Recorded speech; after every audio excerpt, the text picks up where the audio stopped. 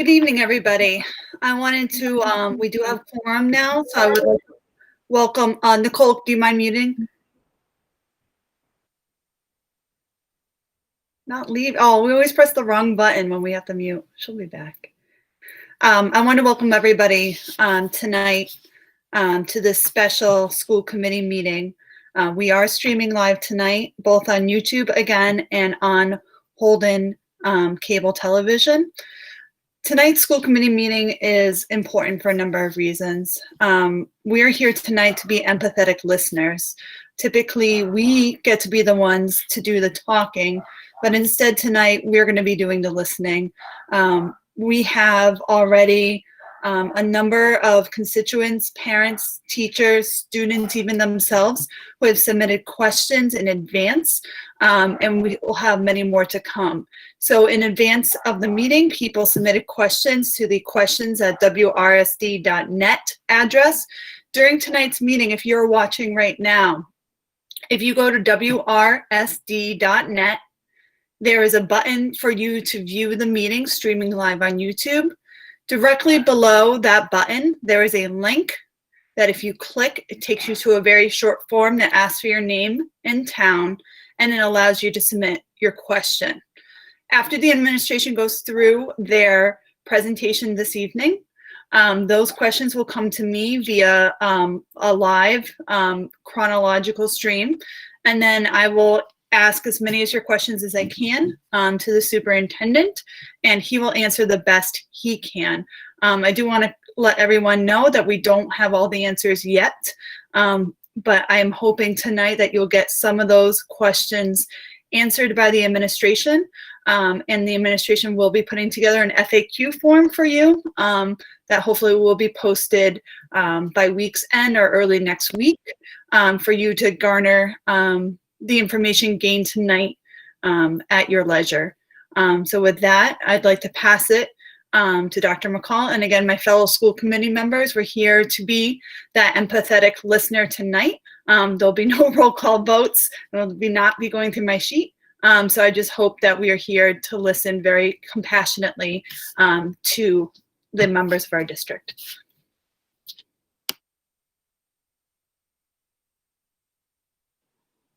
Thank you, Chair Weeks. Good evening, everyone. Welcome listeners on YouTube or wherever you're watching, Holden Cable TV. What I'd like to do, I'm going to start sharing my screen in a minute, and I'm going to go through a presentation that we did the other night. And again, school committee members, you'll have the opportunity to sit through this one more time. But again, I think we'll probably have a lot of people who didn't have the chance to sit through it on Monday night see it. So let me just.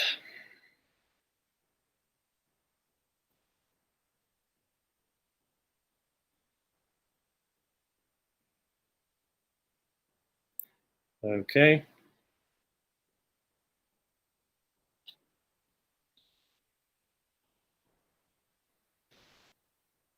So again, welcome. This is our special school committee meeting, where we're going to talk a little bit about the reopening of schools in 2020-21. So this has been a long several months that we've all gone through, all of our families, staff, kids. This has been a challenge for everyone. We had the opportunity to, I think, spend an awful lot of time with our families, and we had the opportunity to learn how to work with people via a computer. And there are several people who are on the school committee who, their job oftentimes is done remotely. So, I understand now how challenging it is versus the person-to-person piece of what we have to do as educators. So just an overview in terms of what we'll talk about a little bit this evening. Talk a little bit about the parent-guardian survey results that we had shared last week. Defining learning models. Those are the models that we are supposed to share back with DESE by Friday. 3 different models: in-person, hybrid, remote. Whether or not we could do those, how it might work. Then we'll go through some of the information that supports reopening models, and then next steps. So first and foremost, we had our survey results that we shared with you last week. And, again, that window was, July 15th to 19th. We had over 4,000 responses, which is a fabulous response rate in terms of the number of people that actually filled information out. And when presented with the 3 models for reopening, most supported hybrid, and the least supported was a full in-person model. There was a lot of information around tech access that we wanted to make sure that there was enough access for technology, and also how transportation and cafeteria access might work for people and whether or not they would take advantage of it. And we have an 83-page response document that'll get posted on the website that takes all of the responses, the open responses that we had from the 4,000 people, and we put that together, and that'll be it's a lengthy document, but it's an interesting read as well. So, the first one we talked about, the first survey question was around learning models, and if there was an in-person learning model, 100%, how likely would it be that your child would attend? So 57% basically said that they would allow their children to attend. And then we had 26% say they weren't sure, and 17% say that they would most likely stay home and participate in remote learning. So, you're basically talking a little over half of the kids basically who would end up in school at that time with this model. The hybrid learning model was the one in which, as I said earlier, most people felt most comfortable with, and that's around 71%.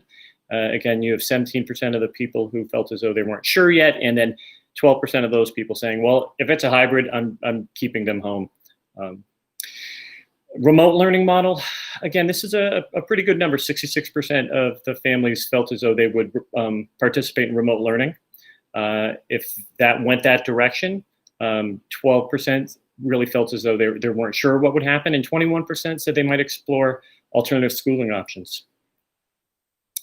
In terms of the technology, this was helpful for us because, again, we need to ensure that children have access to the internet. So 99.5% of our households have internet access, and what we have done is utilize funding from our DESE grant to purchase hotspots that we will be able to give out to families that don't have internet access or regular access to it. So that way all children will have access to any type of remote learning that we conduct in the fall, be it full remote or be it hybrid.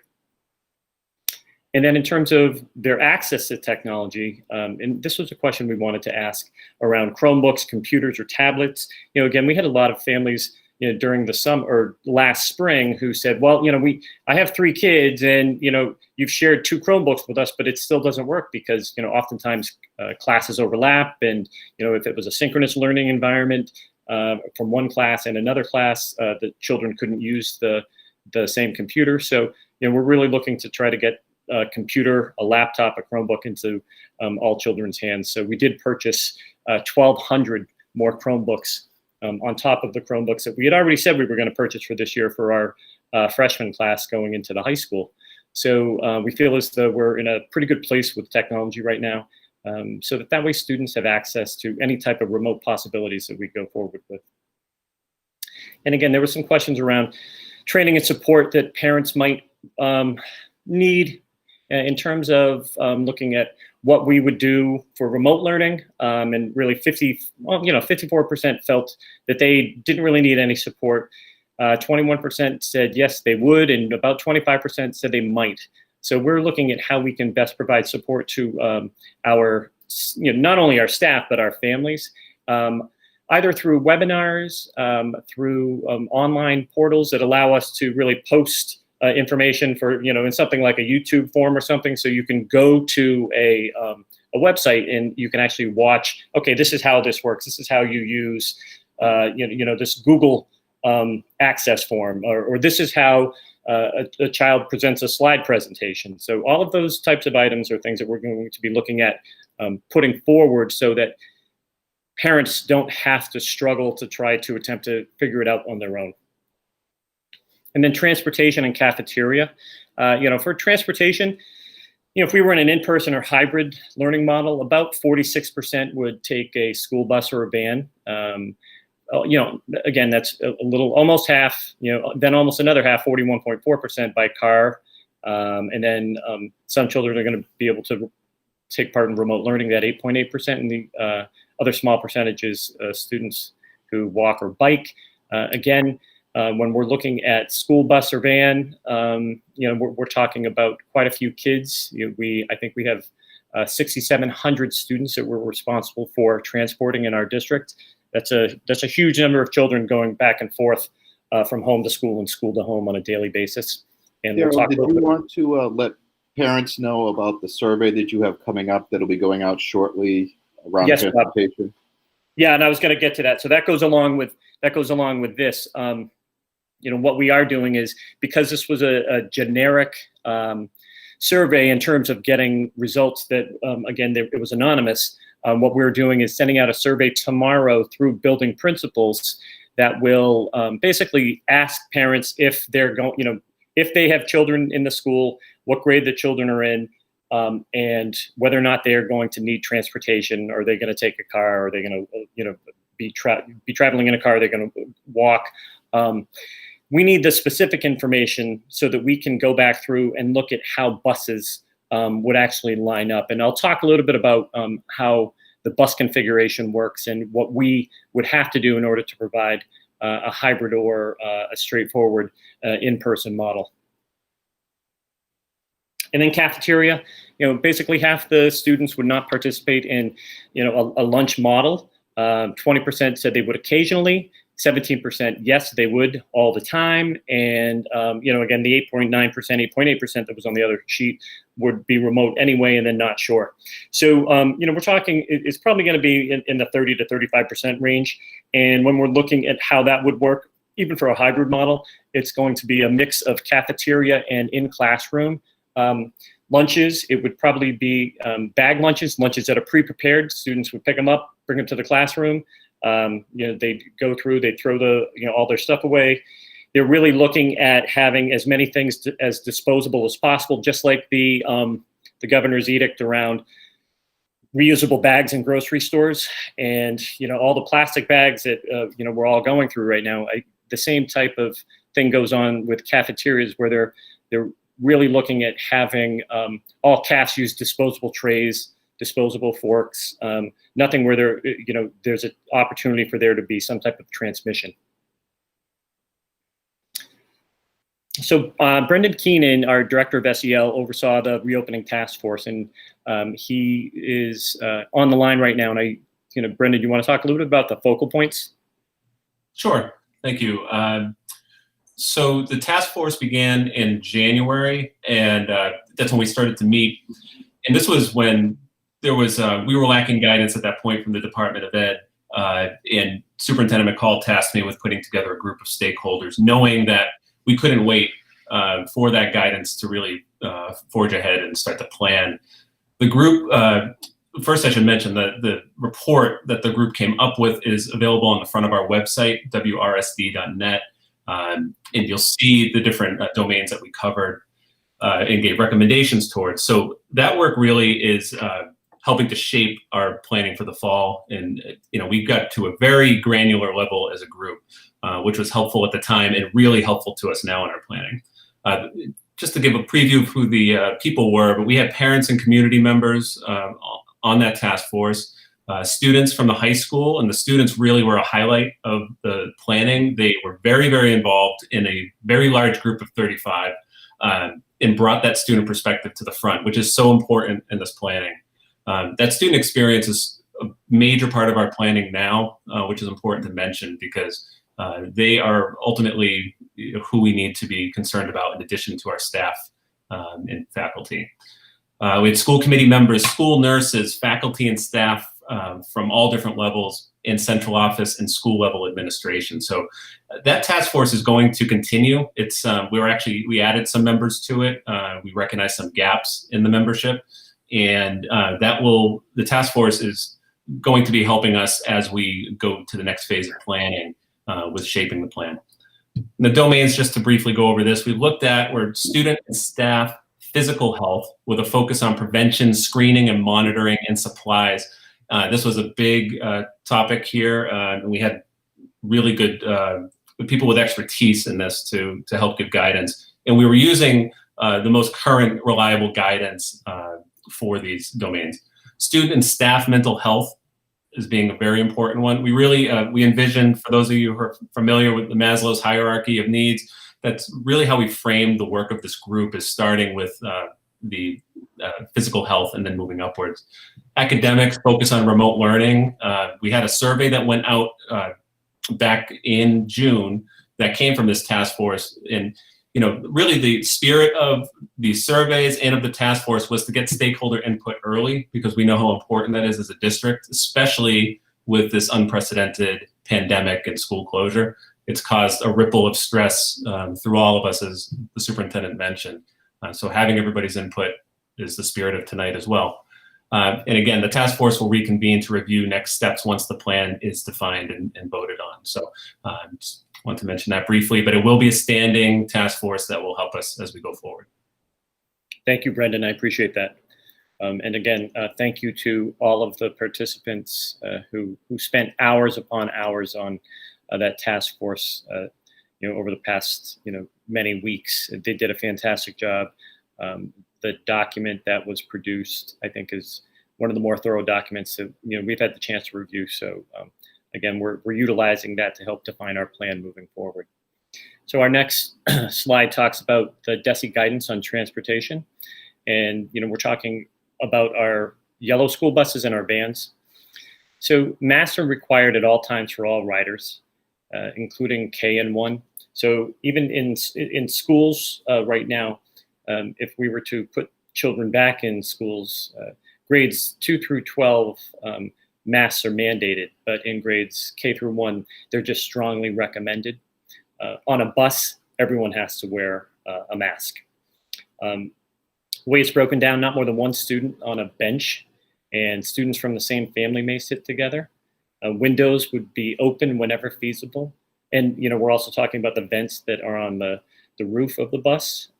There would be assigned seats, no switching of buses whatsoever for daycare purposes or going over to someone's house. It just couldn't happen.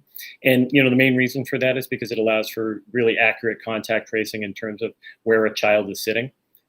And then again, districts were asked to explore options for adding bus monitors. So when we look at this model that was provided, this diagram, you can see the yellow dot up front is where the monitor would be, and he or she would basically watch the students to make sure that they were all keeping their masks on during the drive, so that the bus driver wasn't going to be distracted looking to see, driving a bus is challenging enough already. You throw in there trying to monitor whether or not a third grader is wearing his or her mask, I think is going to be, we want to ensure that they're focused on driving and getting kids safely back and forth to school. So again, this is how it would break down in terms of seating. Our issue in our district is that we have, we have 77 passenger buses, and we also have a few 83 passenger buses. And as you can see, you can basically fit 25 passengers using that model. One of the issues that I've been talking about with other regional superintendents throughout the state is the fact that we have to provide transportation. It's because we're a regional district. We're bound to do that. So almost every student at the high school could take a bus if they wanted to. So one of the things that we're looking at is if we're in a situation where we send this survey out tomorrow and we have families say, I'm definitely driving my 3 kids to school every single day. This is how it's going to work. All of a sudden, a family member, they take a job and they can no longer transport by car and they have to be on a bus. Well, if we don't have spaces on the bus and we still have these constraints, that's going to be an issue. So one of the things that we're looking at is saving 2 to 4 seats in case there are students who will jump onto the bus, or if they have to take the bus, we can do so if we have to assign them to it. So possible learning models for our 2021 school year. Again, 3 models. The in-person, which is the same as what it was before, just with all of the social distancing and health and safety protocols in place. The second is the hybrid model, where we talk about part remote and part in-person. And the third is a fully remote model. So DESE has tasked all districts to develop 3 learning models. So it's really a preliminary opening plan. They're just looking, and I was sitting in on a conversation with the Commissioner of Education this afternoon, and they're literally looking for just kind of what are you leaning toward? Where might you be going? It doesn't have to be definitive by Friday, but they'd like to get an idea of how many people are actually thinking we're going to go full bore in person, and how many people are thinking hybrid, and how many people are thinking, you know what, we're probably going to start with remote. So we'll do that. That'll be submitted by the end of the week. And then by the 10th of August, the districts have to have a comprehensive plan that really kind of documents what we're going to do and what we are ultimately going to do as a school district here in Wachusett around starting school in the fall. Will it be remote? Will it be hybrid? Or will it be in person? And that's something that will be voted on by the school committee. Once that is voted on and supported, I will submit the plan to the Commissioner of Education. So the first model is an in-person learning model. So this is the full return to a typical school model, just with safety measures in place. So when we talk about the social distancing measures that would be in place, we'd have them in school, we'd have them on the bus, we'd have them on the playground, we'd have them in cafeterias, around our desks and our school furniture. I spoke to the mask requirement a little earlier. All students in grades 2 through 12 are mandated to wear a mask. And then in grades K and 1, they're strongly encouraged. Again, we also have a preschool program here at our ECC, so they're going to fall under that strongly encouraged model.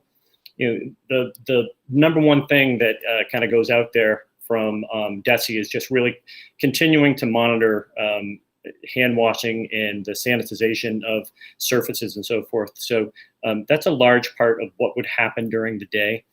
In our conversation on Monday night, I think there was some feedback from a teacher who was watching the meeting, and she actually talked about the amount of time it might take to follow through with these procedures on a daily basis if we're in school. So how long, what's the time away from learning that it's going to take to have students wash their hands when they first walk in, do it every time they take off their mask and put their mask back on, before lunch, after lunch, before the bathroom, after the bathroom.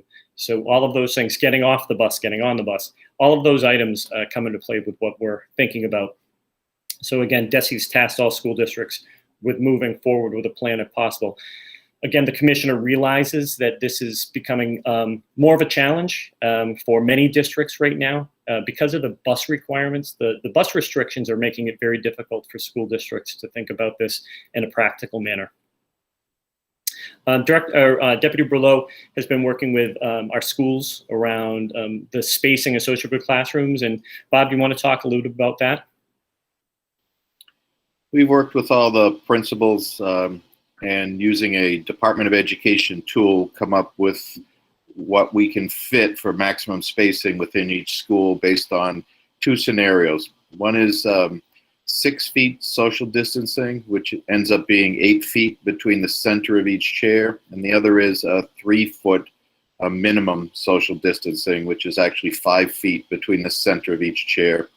In many cases, we were able to do the 6 feet social distancing, which means that students can have a mask break within the classroom. In a few smaller classrooms, we were not able to meet that, so that would be a 3-foot social distancing, and students would have to leave the classroom to go out and spread out either outside or in a common space where they could be 6 feet or more apart.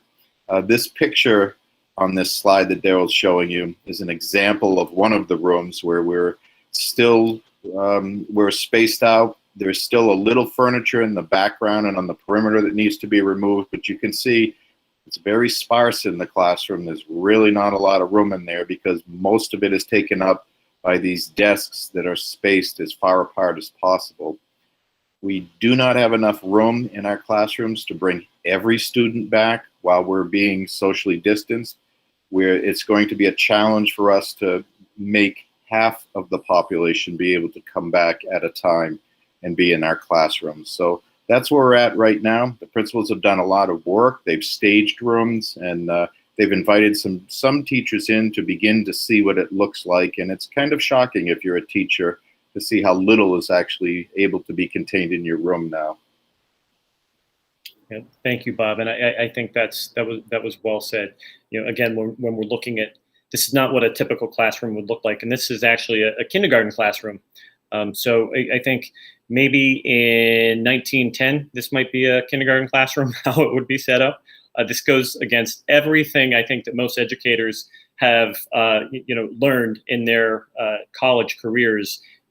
Thinking about group learning and student interactions and face-to-face conversations and talk and turn opportunities. This is a model that's straight out of the early 20th century, and unfortunately, it's the model that we have to follow in order to abide by the guidelines, and that includes the CDC guidelines at the national level. So again, Bob talked a little bit about these. When we go back down to even with the 3 feet of social distancing, we would probably have to tap into many of our own areas that are utilized for other things, such as library or PE or CAF. Again, that's one of the things that we would have to define. So most schools would lose their libraries.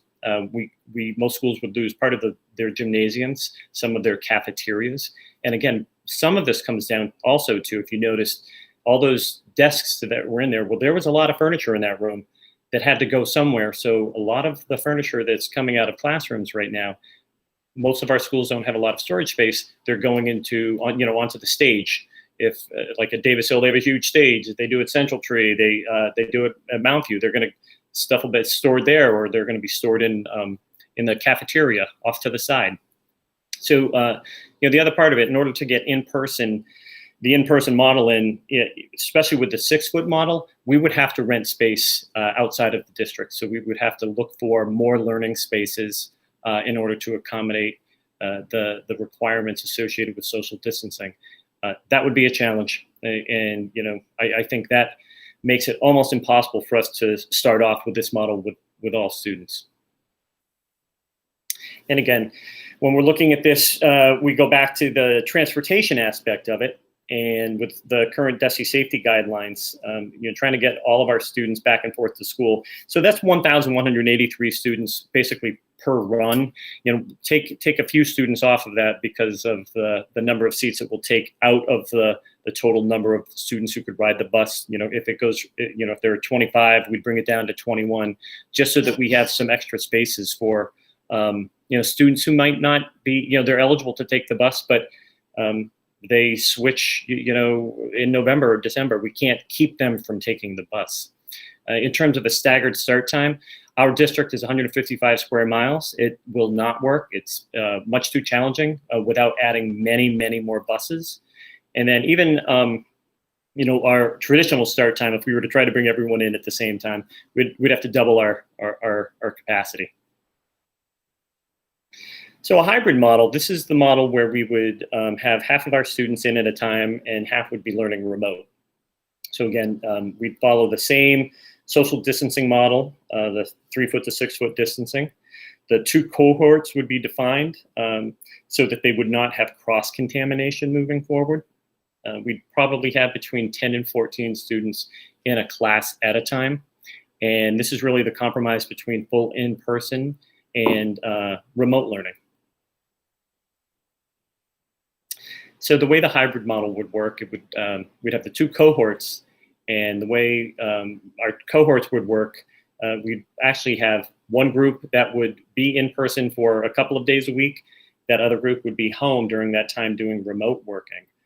We would still have the opportunity for some students to attend fully. If it's 4 days a week, they'd be able to come into the school 4 days a week to provide support. So that's something that we are looking at. Our high need students in particular, to see how we can, really help support them with face-to-face when possible. So the 2 models that we're currently looking at are, one is a 2-day in-person model and 3-day remote. So that's that cohort, and it's a Monday, Tuesday in person, for example, for cohort A, and then a Wednesday, Thursday, Friday for remote. And then cohort B would be Monday, Tuesday, Wednesday remote. And then Thursday, Friday would be in person. So students with IEP services that are a little more intensive would be able to attend additional days, and we would work on that type of support system for them. The next model would be a 1 week in person and a 1 week remote. So it's same thing. You have an A and a B with alternate weeks. Again, it's about 4.5 days per week. Would probably going to, if we were to have that model, Wednesday would probably be a time where we would set aside for a half remote and then half PD day for our teachers, so that we're continuing to provide support to them during the school year. And again, the same thing would happen with our intensive special needs students. And then the final model that we're looking at is a remote model. So this remote model would really be synchronous and asynchronous learning that would be employed by all teachers at all grade levels. This is not going to be the remote learning experience that students had in the spring. This is nothing like that. This is going to be a defined set of expectations around students participating in a math class from 9 o'clock to 9:30 or 9:45, whatever it might be, where it's a synchronous model. It's going to be a time when teachers have the opportunity to talk directly with students, either in small group or whole class. So there's really going to be a defined kind of overview of what's going to happen around remote learning and how students will be educated and what teachers will be doing to really help support them. So that's, when we're looking at some of the asynchronous learning that we're going to be using. So, we've talked about Google Classroom, Lexi and Actively Learn, as well as some other online assessments and learning models. I can tell you that DESE today, the RFP has been finalized. They have 2 programs that they have basically put a bid on, or the bids were put in, and they have 2 programs they're looking on. They're hopeful in terms of actually finalizing which one it will be or which 2 it will be by the end of this week or early next week, put that out to districts, and we have the chance to purchase it. Because they're buying it at a bulk rate, we have a chance to purchase it at a much reduced rate. So we will be looking at that and how we can utilize our grant money to help support that. And then, there are also some other new tools, including Screencastify and Sora Online Library. And, again, as I said a little earlier, teachers are going to provide individual support in office hours. So we'll have a defined schedule for elementary school, for middle school, and for high school. So, and what we've done is that we've been meeting with our elementary principals, our middle school principals, and really defining, okay, if we are remote, what is it going to look like? How are we going to break down the day? What are the expectations around teacher time in front of students in a synchronous way or asynchronous, where they've maybe recorded their morning meeting and students get on and they watch it from 9 to 9:30, and then the students maybe do a little work on their own, and then they come back and there's a synchronous model at 10:30 around social studies. So, those are the things that we're fine tuning right now as we kind of go through this. And then, the other considerations, recently DESE notified all school districts that the 180-day requirement and the number of learning hours required in school districts is able to be modified. So, when speaking with a commissioner today, he reiterated that we can have 170 days, but those 10 days that we have, they have to be front loaded. We can't take those and break them up during the school year. A lot of superintendents were asking about that. So what that does is that it puts us at a date of September 16th. What we would look to do is take one of our 2 days that we already have at the beginning of the year and move that into another time, maybe end of October, maybe between semester 1 and semester 2, or quarter 1 and quarter 2, so that we could maybe add another day in there to see how things are going, to do some PD, whatever it might be. But it gives us a lot of flexibility. So that means our first day of school would be September 16th, 2020. School committee will vote on this in order to just have the okay, because again, school committee does oversee the calendar. And that's how it would play out. So that's very beneficial, I think, to everyone. And teachers, administrators, they're all going to be able to work together. Our focus for our August administrative retreat will be at looking at our building level reopening plans, ensuring that they're solid, They're consistent. They tie back to the district plan, and we're excited about that. Then the next steps, as I said, the district school committee will vote on a plan prior to August 10th. They're also going to look at the school calendar, as I just mentioned. Our district, we've been working with the WREA and other unions over the past few weeks. With WREA, we meet every Thursday at 11 o'clock, and we have had some really productive conversations, and we're looking at developing a really strong MOU to help define how the models are going to play out and the roles that teachers will play and administrators will play in educating children. And then ultimately, each school is going to review and implement their approved plan at the building level. And that's really important because every school is going to look a little different. Not everyone is going to have the isolation room right next to the nurse's office. So for example, Houghton Elementary, they kind of have the perfect spot. Their nurse's office is in the office suite, and there's already a little conference room off to the side, right outside of the nurse's office that can be used. Some of the other schools don't have that. For example, Naquag, it's an older building, and they have a nurse's office, and there's nothing connected directly to the office where they could put someone. So we're going to have to use another space down the hallway. So again, all of those will be individualized, but we'll have consistency around really what is going to be entailed within each one. And then Bob, Brendan, Dan, Jeff, anything else to add before we go to comments? Anything you just said. Okay. I'm good, Daryl. All set. Thank you. All right. All right, you ready, Dr. McCall? So far tonight, I have over, I would say at this point, 70 different unique responses between the live questions and questions I received in advance. In order to get through as many questions as possible tonight, I'm going to start with one question from each responder. And then if we have time, if you submitted multiple questions, we'll circle back to your multiple questions. Okay. First, Dr. McCall, could you please clarify for the parents? I think there was some confusion during the beginning part of your presentation, and parents thought they could choose one of the three models you presented. Sure. So when we're talking about the three models, the district is going to choose a model. School committee will vote on a model, and that model will be utilized starting September 16th. In terms of, there is some choice associated with what a family might decide to do. That choice could be really around remote learning. If you, as a parent, let's just say we're coming back and we're in a hybrid model, or we're in the full in-person model and you're not comfortable sending in your second grader or your seventh grader or your high school student, you would have the opportunity to go full remote, and that would be something that you could do for the entire year. Thank you. I'm going to rapid fire you, so you might as well both stay unmuted. Second question, what are the plans in regards to the kids starting their first year of preschool at ECC, and sometimes they just go a few days a week? Have you considered any of that?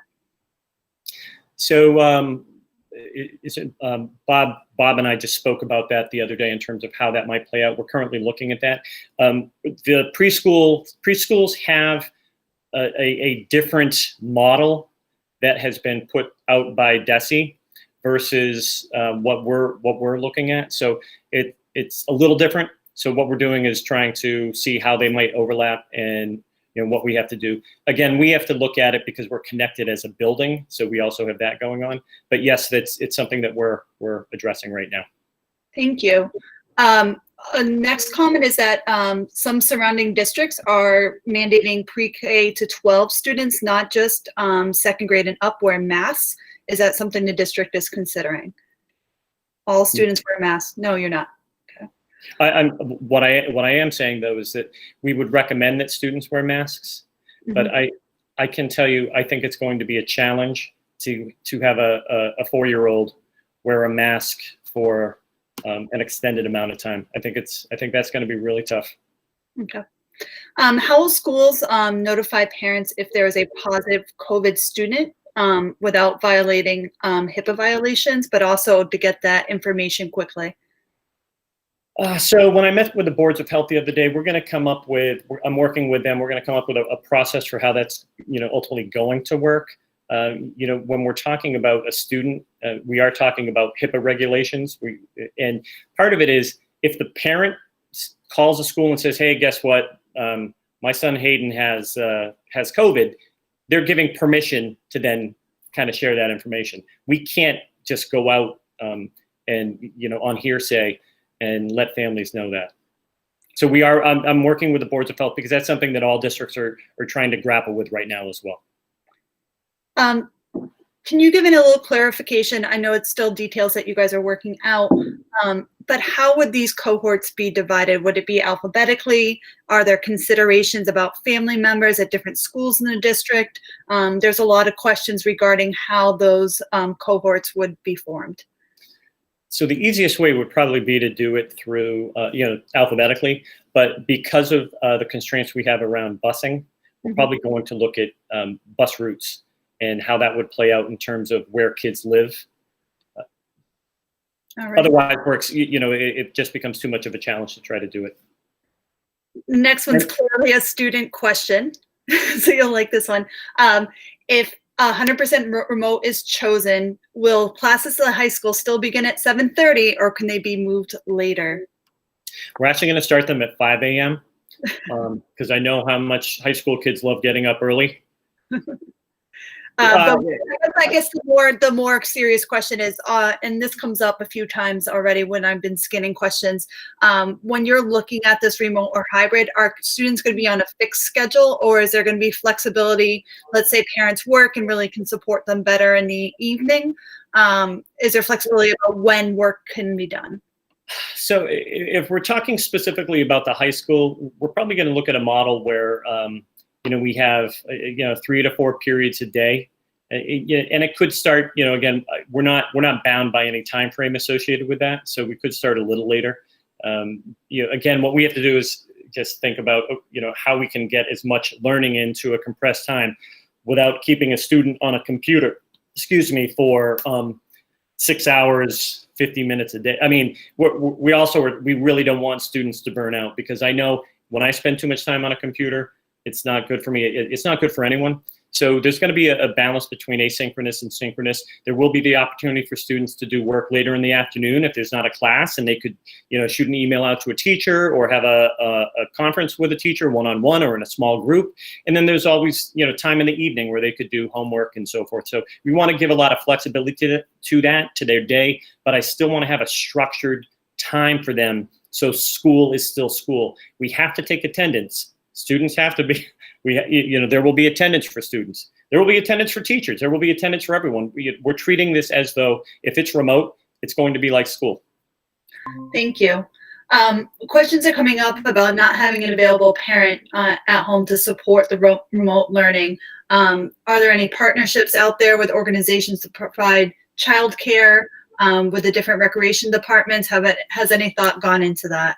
And that's a great question. It's definitely something that, again, we're trying to figure it out, from our vantage point first, and then, look at how we could provide support systems for families that might not be able to provide that type of support to kids in a remote setting. So yeah, we'll definitely look at that. What about plexiglass dividers? Is that something you're looking into for an additional safety measure? So we actually have acrylic dividers, not plexiglass. It's a little lighter, a little less expensive too.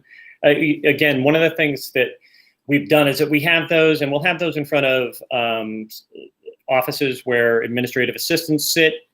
So if someone does need to come in, they have the plexi or the acrylic in front of them. We are making some that we may end up using for some of the kindergarten and first grade classes if we're using the hex tables versus desks.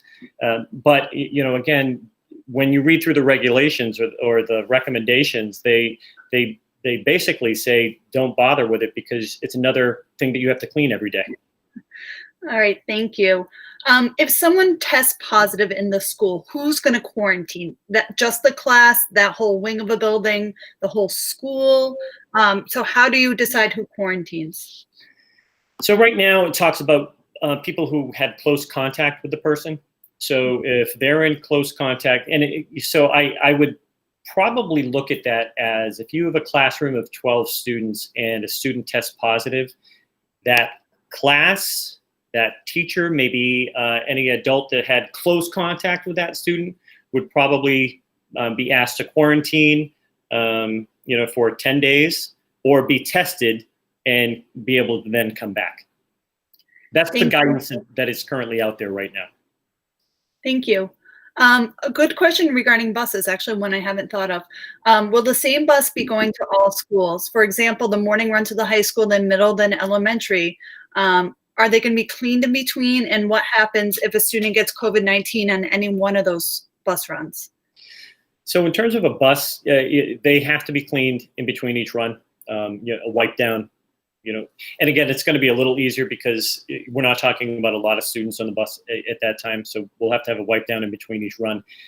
In terms of a student that tests positive and they were on the bus, we'll have to look at how, again, that's another one of those items that, I think that's an FAQ that the state is probably looking at, because there will be guidance around that as well. If there isn't already, I'm trying to recall whether or not it was in that transportation guidance.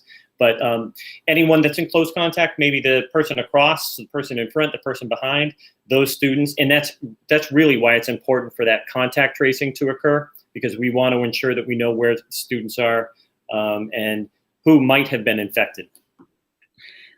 Where are we right now in regards to the arts? Has any guidance come out regarding that? Is that something we are looking to institute in the next school year? So there's been some guidance around chorus and music and band that just came out late last week. So, when we have some things like art or music, PE, those are things that can still take place. So for example, physical education, DESE has really promoted outdoor physical education as much as humanly possible with students wearing masks. And if they have to be inside, they're wearing a mask and they're 6 feet apart. For something like art, Deputy Berlow has already been talking with principals about, okay, it's probably going to be art in a cart. So with art in a cart, each classroom and each student's going to have their own materials, because again, we don't want, a group of students in one class to be using the markers, and then the teacher's not going to have time to clean every single marker and then go to the next class, set it up for them, do it again. Art in a cart, music on a cart is really tough. I lived with it when I was a principal at Naquag. So it's a challenge, to say the least. And then in terms of music's probably the most challenging, because chorus, unless you go outside and you have to have, I think, 10 feet of distance. It's because you're singing. So, all of the particles coming out of your mouth, that's almost going to be impossible to have.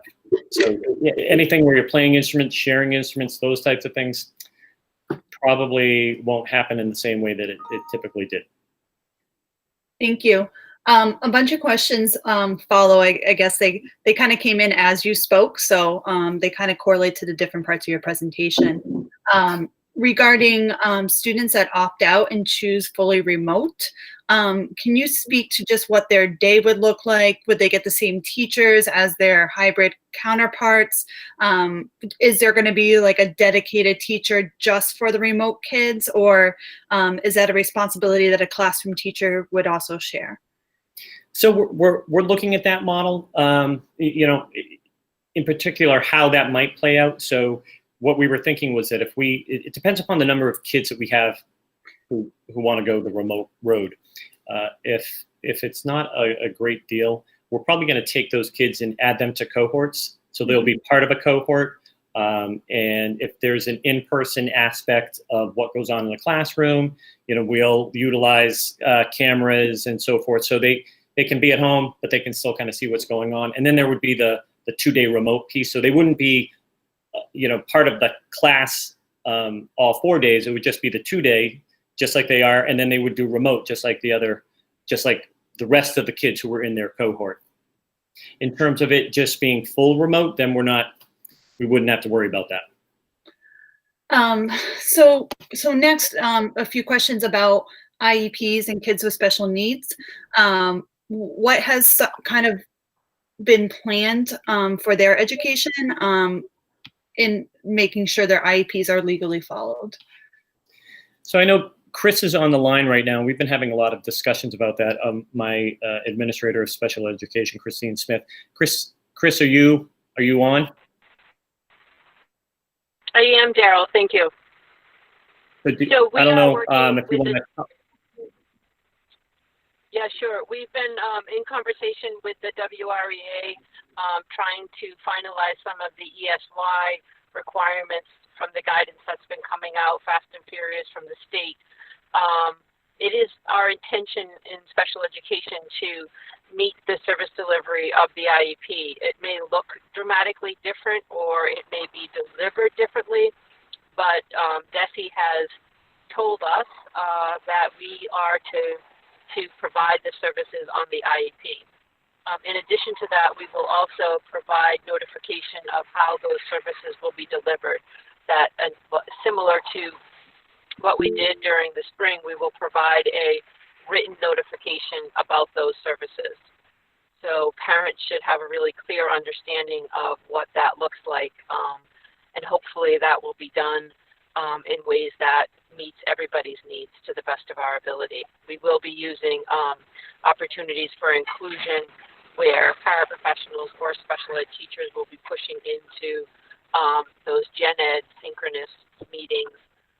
We have had paraprofessionals available for assistance and extra help that has been sort of during their what would be asynchronous learning time has become a synchronous learning time with the paraprofessional supporting them. And we actually did some really innovative stuff at the high school during the spring, where we created opportunities for basically any student to sort of to get help. So one of the things we have been looking for is how do we make sure that everybody who needs help is getting help, and not only the kids in special education. So we were able to create that almost like a virtual drop-in study hall or a tutoring session, and those were staffed by paraprofessionals and by teachers.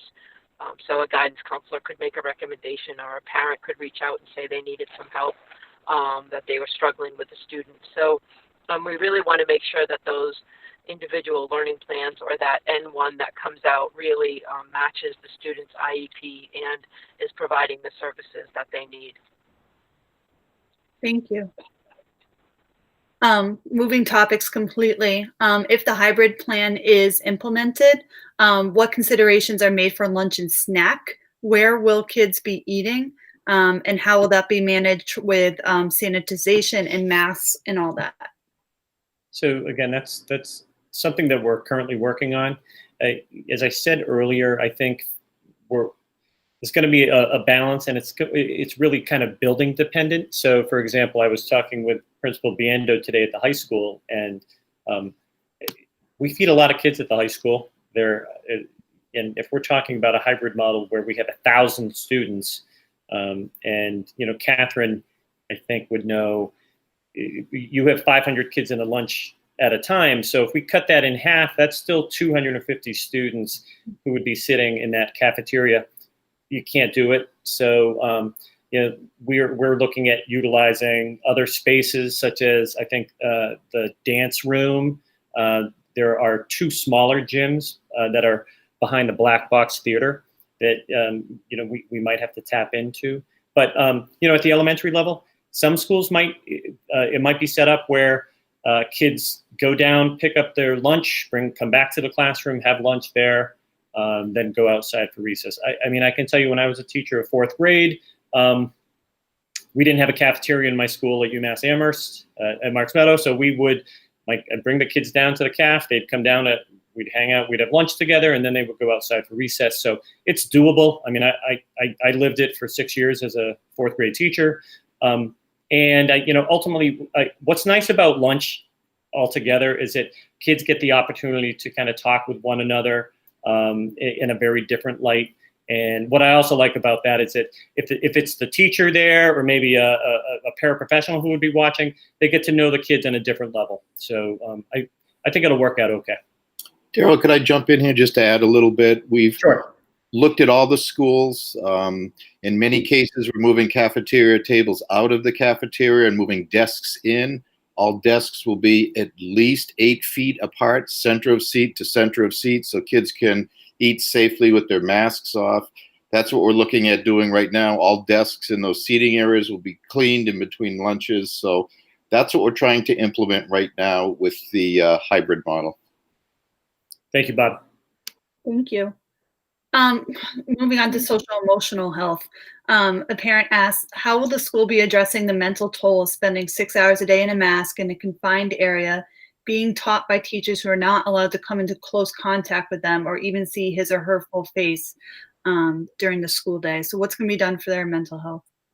Yeah, that's I think one of the things that all districts are kind of trying to grapple with right now. And Brendan, the director of SDL, we've had a couple conversations around how we're going to make schools still feel warm and inviting and not like a sterile hospital. So there are going to have to be a lot of steps that we take in order to ensure that kids feel welcome. As I think I said this earlier, but teaching is a very personal experience, making connections with kids, kids making connections with other kids in the classroom.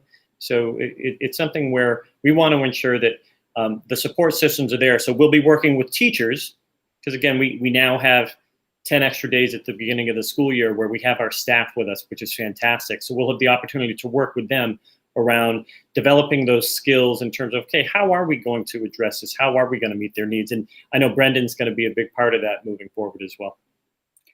That's a great transition to the next question. What I guess this comes from a teacher. What type of PD are you kind of considering for those 10 days for teachers? And is there going to be any help for teachers who may not have Wi-Fi at their home if you are remote? Yeah, so we do know, I think, gosh, I don't know if Barry's still on the call, but I believe there were probably 1 or 2 teachers who didn't have connectivity in terms of the internet.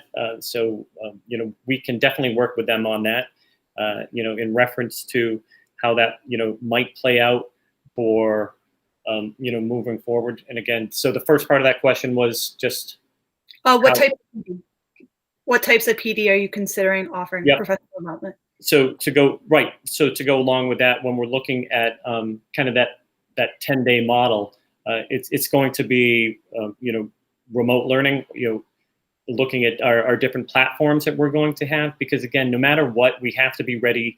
Even if we're in full in person sometime, we have to be ready to jump to fully remote the very next day. That's because that's exactly what happened in March, and that could happen again at any time during this school year, probably even next school year. So when we're looking at this, we're really trying to bolster the kind of experiences that they have working with some of these learning platforms prior to doing it with kids. So that's really going to be the crux of what we're doing. Looking at also the ins and outs of the school. How are they going to ensure that kids are spacing out properly, going to the bathroom and going into the cafeteria? Where are all the hand washing stations? So there are a lot of things that we'll need to go through them, where we set the buildings up before they come in. So when they come in, they're going to have to be just basically introduced to all these new things in the same way it will happen with kids. The other thought that I've had, and we talked about today with the commissioner, was maybe even the opportunity for children to come in. So even if we start on the 16th, the opportunity maybe for families to bring kids in to walk them around the building. We set up a schedule so they could at least kind of see what it's like before that very first day when they come in. It might help just transition them, because they had such a tough transition this last time. It was like, they were in school one day and out the next, and they didn't have time for any types of goodbyes or closure. So that might be a nice way to do it as well. Thank you. 2 questions in a row about picking their model. So if a family picks a hybrid model and wants to switch to remote or vice versa, is that a possibility? Are you stuck with your choice once you make it? We're going to have to figure that out because, again, a family's not going to pick a hybrid model. You're either in a hybrid or you're going to be in remote. Right. So if So you're remote and you want to go back to hybrid, I think that's something we're going to have to look at. We're really, because again, part of it's going to be the classrooms. So if we only have so much space in a classroom and we have kids that are remote now, they're saying, oh no, you know what, I want to come back, then that's going to be a little more challenging. We still always have to plan though for all kids to come back in some form or fashion. This is a great question.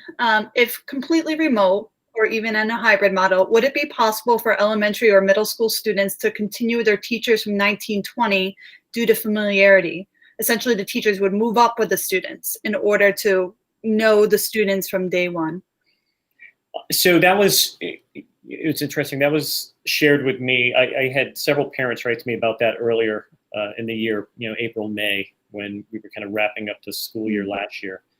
Probably wouldn't do that, and the main reason is because it's just really hard to then reestablish all the things that you need to do and move kids from one space to another space. We need to start the year with the kids where they need to be. Thank you.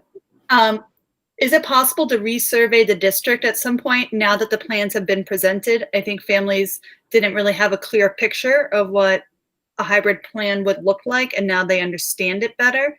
Or are we just staying with what we got? Well, I think when we're looking at this, again, we'll make the recommendation ultimately to the school committee, and you'll vote on it on Wednesday. I don't want to burden people with, we're now going to survey them about transportation.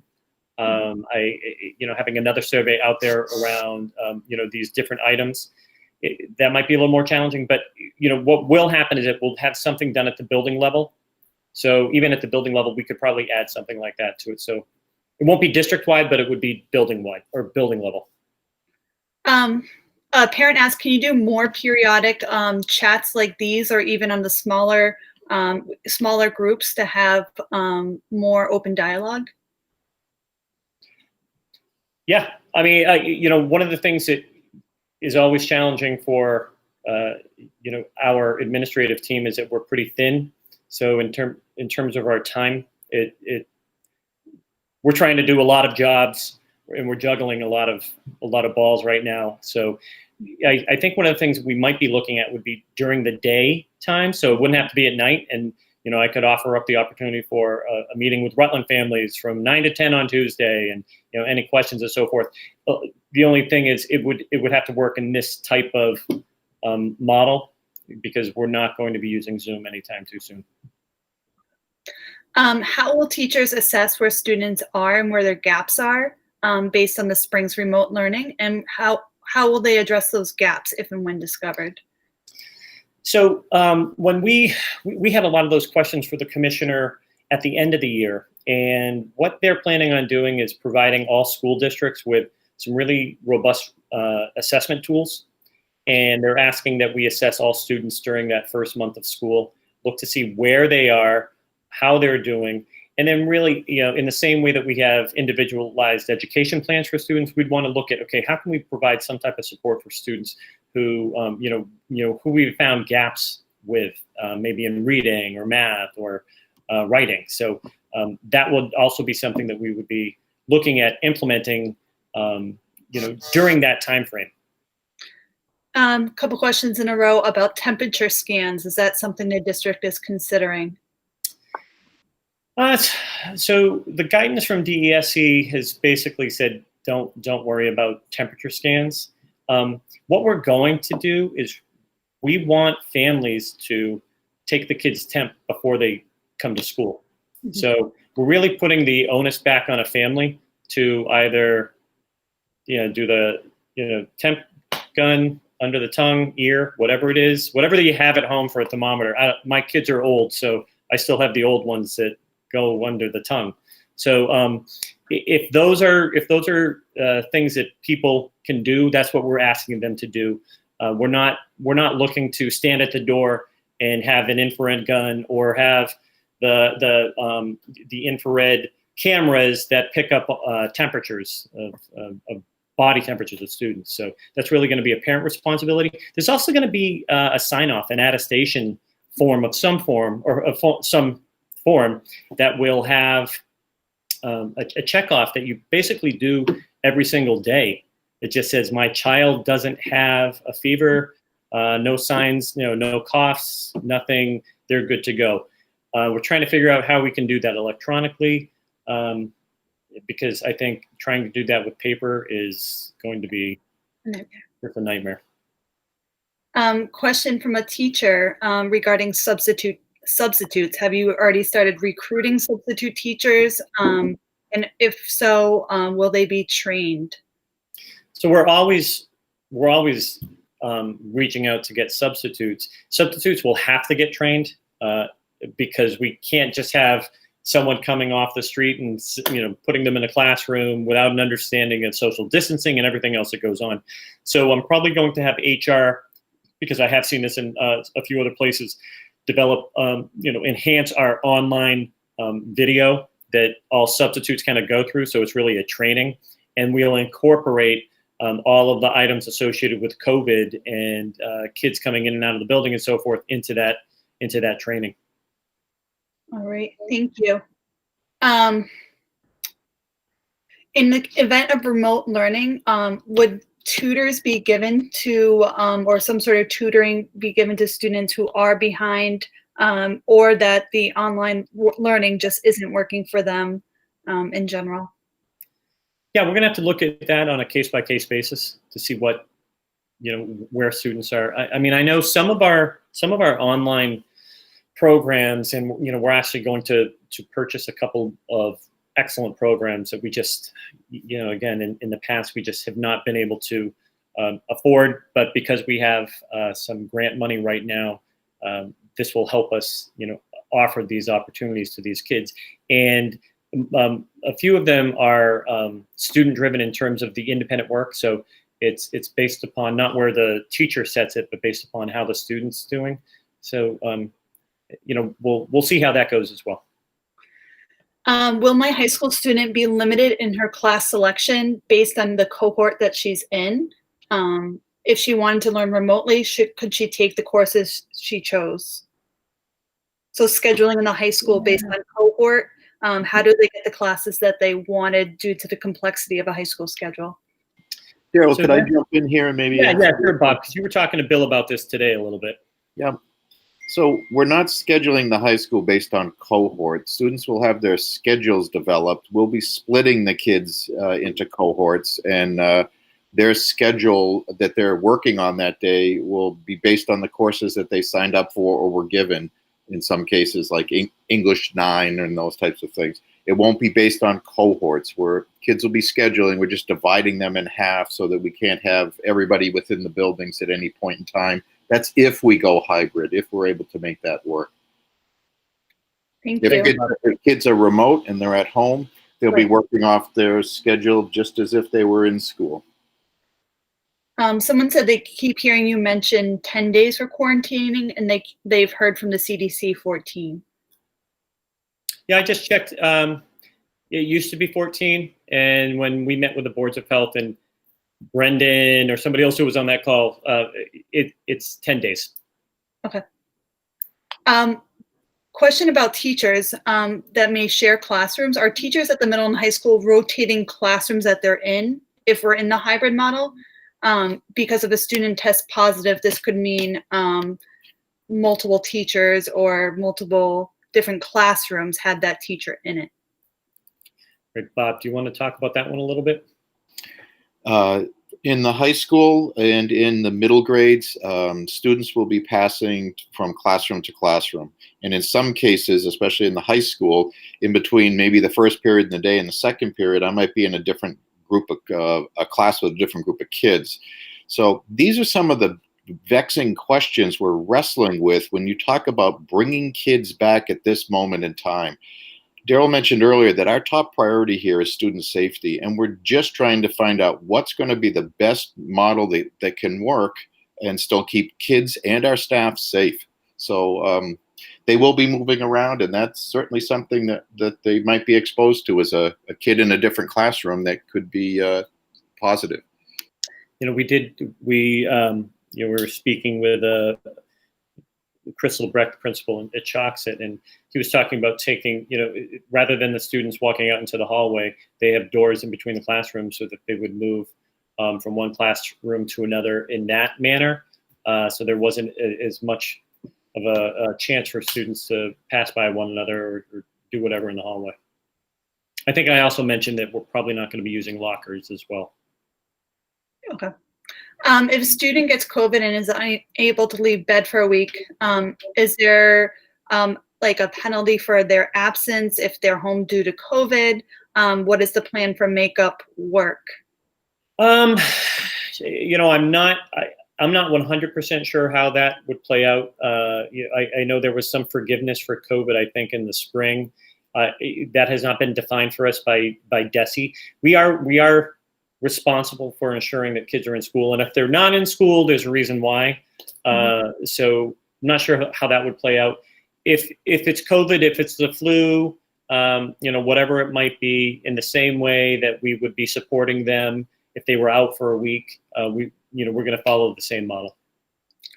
A question regarding school clubs. Will there be drama, Model UN? What consideration has been made about school clubs? So school clubs, extracurricular activities, I'll try to cover both of these. So, in terms of how a club would kind of play out, there may be the opportunity for it to be remote. If we're remote, the issue that we're going to have around the small group, items, and Bob mentioned how vexing this is. It's another small cohort. So all those kids we're trying to keep them as together as possible during the school day. And then they end up going after school to a group of 30 kids who've been all over the place during the day. Those are the things that are concerning. And then that aligns with sports. So you look at the Florida Marlins and Major League Baseball and the millions of dollars that they've put into making it a safe environment and no fans in the stadiums, and they've canceled their season through at least Sunday because 16 of their players have COVID, have tested positive. So we're going to have to be think about this carefully and cautiously. MIAA has set a start date for athletics, a start date of September 15th. Now there's going to be another conversation prior to that to see whether or not sports can even occur or what sports may be able to happen in the fall. A question regarding online platforms from a parent's perspective. Will that work be streamlined using one login during remote in the spring? There are so many different programs and so many different logins. It was very confusing. Yeah, we've had that question. So we're attempting to make it more streamlined so that there is just, you just log in and then you have access to everything that you need. I think we hopefully can be there. No guarantee, but that's the goal. Would you consider doing hybrid for some grades and fully remote for others based on elementary being in an enclosed classroom and not moving it around at all and needing more of that face-to-face time, and middle and high school classrooms being more cross-contaminatory? So that's a discussion that, again, I've had with local superintendents, the concept of elementary students coming in for kind of following a hybrid model, K through 4, K through 6, and then you'd have your 7 through 12 go fully remote until you could bring everybody in hybrid. It's a possibility. If we go remote for the first quarter or for the first 6 weeks, and things are going well, in terms of the percentage of COVID cases, we could look at that particular model where we bring students back in at the younger levels, because again, the way it kind of breaks down in terms of their susceptibility, it's a little different than it is for the older students. But the other part of it is, the more I read and the more I see about the damaging effects of COVID. So I forget what the percentage is, but I think it's either 10 to 20% of all COVID patients end up having some type of heart issues later on. And the last thing I want to do is put anyone at risk unnecessarily if we can, ensure that we can provide a solid program in some other manner. Talking about special ed testing, will students be screened or tested for possible special ed interventions if we are remote? Yes, that'll still happen. So we still have our obligation under IDEA to assess students, and we'll go through the model. So if it's, and again, Chris, you can jump in. If it's, I'm not sure how it would work if it's fully remote. It might have to be something where there's the opportunity for there to be some in-person, but I see Chris there on the screen.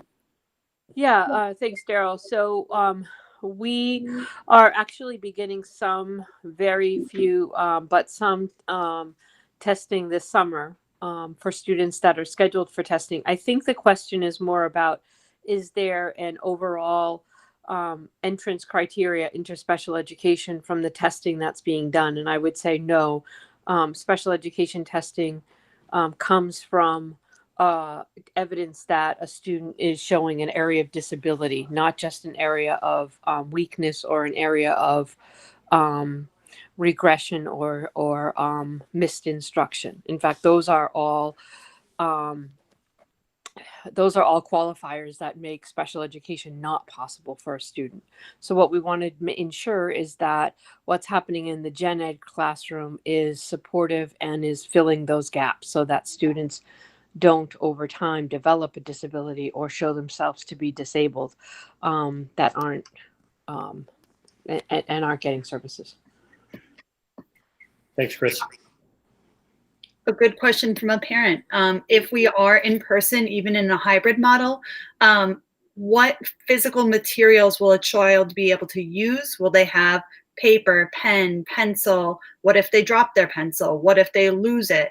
What if they grab another student's pencil? So what physical things will they be able to use in the classroom?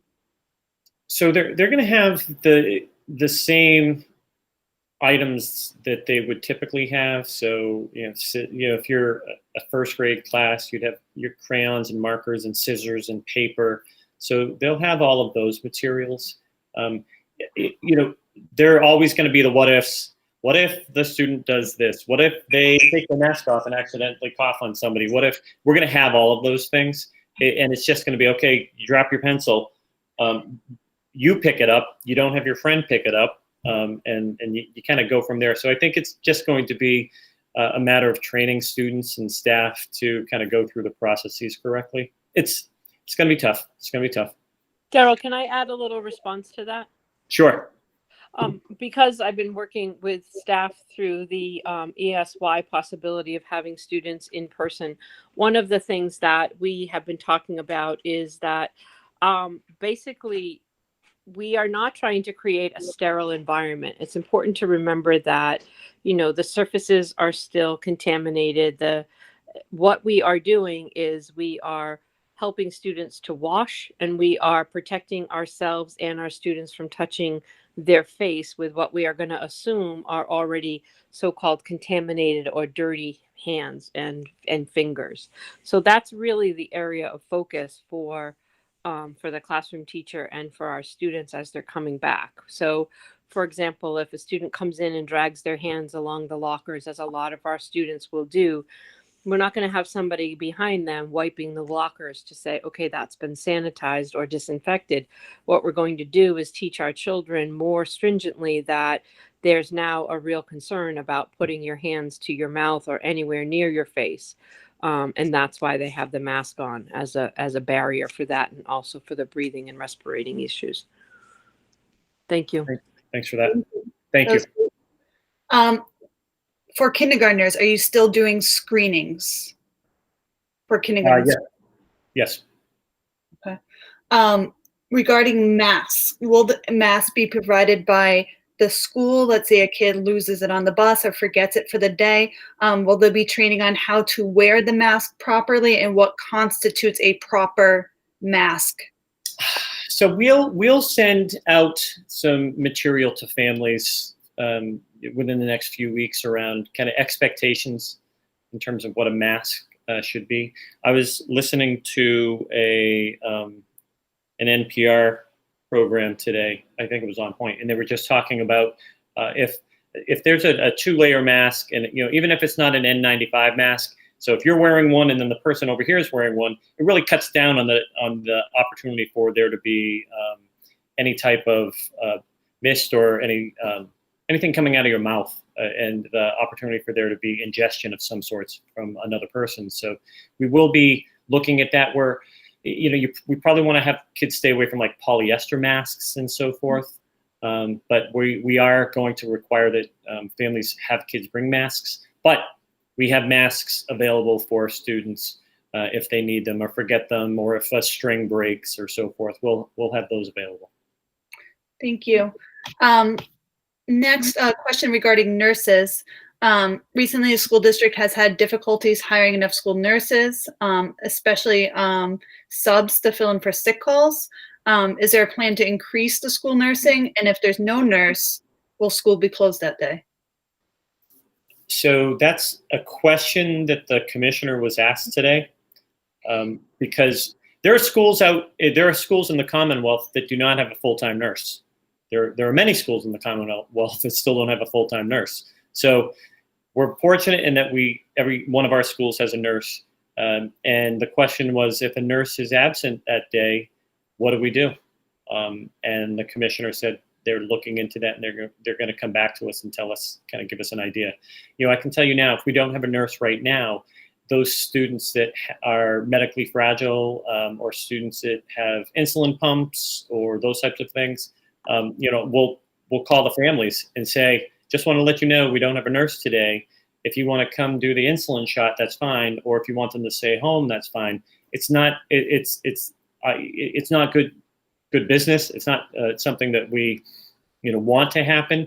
That the person that wrote in is exactly right. There are not enough nurses out there. I did have contact with, when we were talking about the boards of health, there is a person at UMass, and they do have a connection with a nurse subbing agency that we haven't had a lot of luck with in terms of the agencies that we have access to. So I'm hoping to get more information on that so we can start to fill that void if that happens. There are a lot of questions about parents questioning their own ability to be a teacher during a remote or even hybrid scenario. So is training going to be given to the parents to help them navigate remote learning and how to support their children through this process?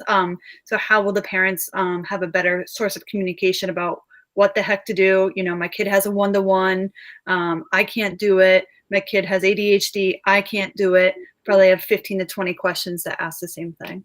So there's going to be, if we look at this, from the vantage point of a parent, I know how challenging this is for certain kids and for certain families, which is one of the reasons why we're cognizant of the fact that we don't want a student sitting in front of a laptop all day. Jeff just put up there how-to videos for parents on the WRSD website. That's exactly what we would look at. But we'd also be looking at, it's going to be a different situation in terms of our remote learning platform. Teachers will be doing synchronous learning. Teachers will have the opportunity to talk with parents, and parents can call in, whatever it is, Zoom in, Google in, and set up a Google meeting time and actually go through with them. Hey, my daughter's having this issue with this. My son can't do this, and they can talk through those things in the same way that they might do in a regular school year, where they would just talk on the phone, or they would set up a parent-teacher conference. So we're still going to have that, and I think having that individualized support will be helpful. We're also going to have the schools have the opportunity. So if a parent has questions and so forth, they're not just saying, I've got to ask the superintendent how this is going to work. We're going to be working closely with our principals, assistant principals, our school counselors and so forth, and, ensuring that they are also able to kind of help teachers, also help students get through this, process. And Daryl, if I could just add, the first 10 days of school do not have to be completely dedicated towards professional development. In fact, there could be an opportunity in these first 10 days for teachers to reach out to some of the parents who have questions and deal with some of this and set it up before we begin anything with students. Yes, and there was a question that popped up before. Was it 10 school days or 10 calendar days? It's 10 school days. So we're now only responsible for 170 days versus the typical mandate of 180 days. Thank you. Sorry, I'm getting a little cross-eyed here, but these questions are fantastic. Thank you guys so much for submitting them all. Let's see.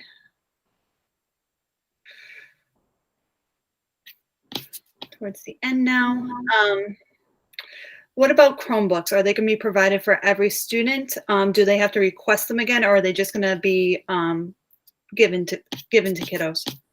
Yeah, anyone, we'll send something out for families who don't have one now or who need one, who have, whatever it is, their circumstances have changed and they need one now and they didn't need one before, so we will send something out. But yes, anyone that needs technology will get it. A lot of working parents out there, Dr. McCall, I don't know, they comment after comment. I don't know how I'm going to do this. I don't know how I'm going to do this. I'm a teacher. I have kids in 3 different schools in the district.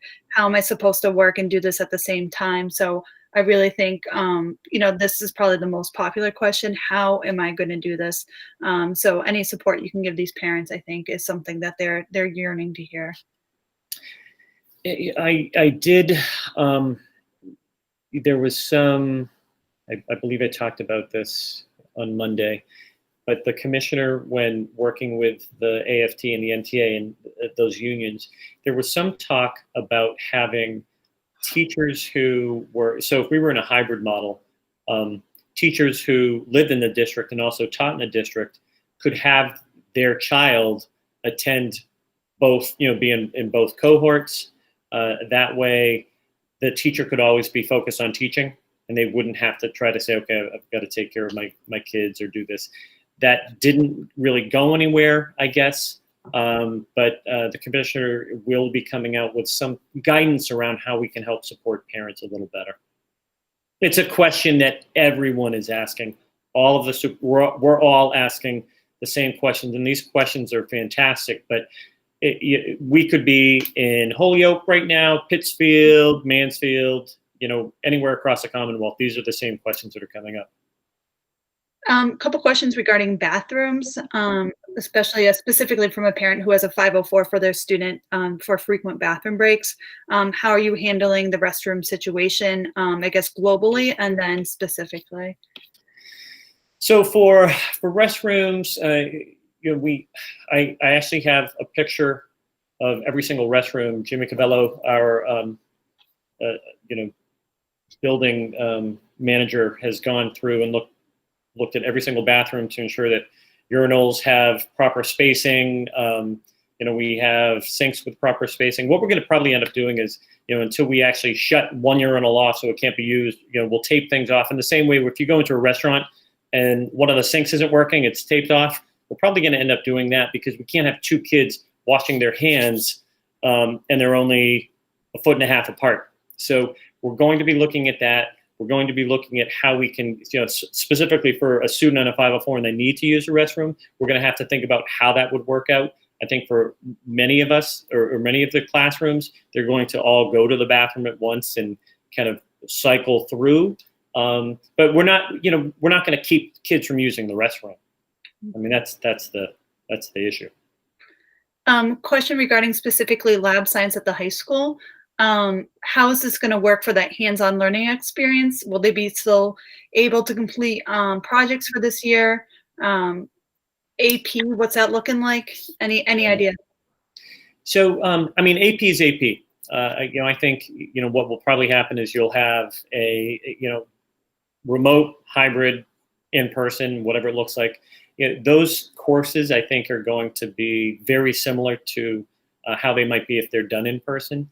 The course, I think information just came out around science labs and so forth. I haven't spent a lot of time looking at it, but that did just come out. So there's guidance that's already out there. I think it really comes down to the acrylic materials that are properly connected to lab tables so that kids aren't, even if they are next to one another, there's something dividing them.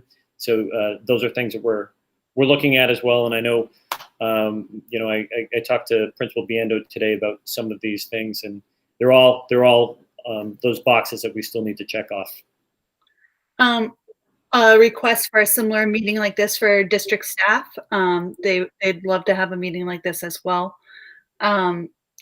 Question from a student. How would instruction look for him? Would it be stand and deliver, or will the teachers be able to walk around the room checking formative assessments? So, is the student talking remote or hybrid? In hybrid, would the teachers have to stand up at the front of the room and teach, or is it still like they always were taught? Yeah, so it's going to look a little different. So it'll be a little more didactic in the sense that, or well, maybe not didactic, but you're going to have the teacher in the front of the classroom, and the kids are all going to be in the rows. There's going to be proper social distancing. There's not going to be a lot of walking up and down rows of students. So it will be more, you have your space, kids have their own space, teacher has a space. It'll look different. Going over to some of the email questions, a lot of good questions about IEPs with special education kids. So Christina, this might be your forte. So in the program rooms, how do we have full aid support with special education teachers to have, to do those things that the aides typically do, and working very closely with that student? And there's a few follow-ups that follow. So, and then also, will they be at school constantly? And will they be getting these services with the least restrictive environment possible? So, so those are sort of really broad questions. So the first question is asking about the availability of paraprofessionals, or how do paraprofessionals or ABA PAs work with our students in close proximity? I believe that's what the question is asking. And that's one of the things that we've been working on this summer. So the proper PPE has been purchased and would be used. Our staff would be in masks at all times. If there's a need, the staff would wear a face shield. Students will be taught through programs how to tolerate face masks hopefully with increasing success. Obviously students will be taught social distancing. They'll be taught proper hand washing. All of these things will become more a part of the students' actual learning program. And it will be expected that our staff will be working with the kids in the very close proximity that they have been working with them. Thank you. Can you give me another one of those questions? Because that was the first Yes, part. just making sure that the students are in the most least restrictive environment possible. Will that still be maintained in this new model? So I'm thinking that as much as possible, obviously, we know the benefit of inclusion opportunities for students. So that's our goal. That's what our teachers want for our kids. That's what our buildings are centered around. So as much as that is possible, yes.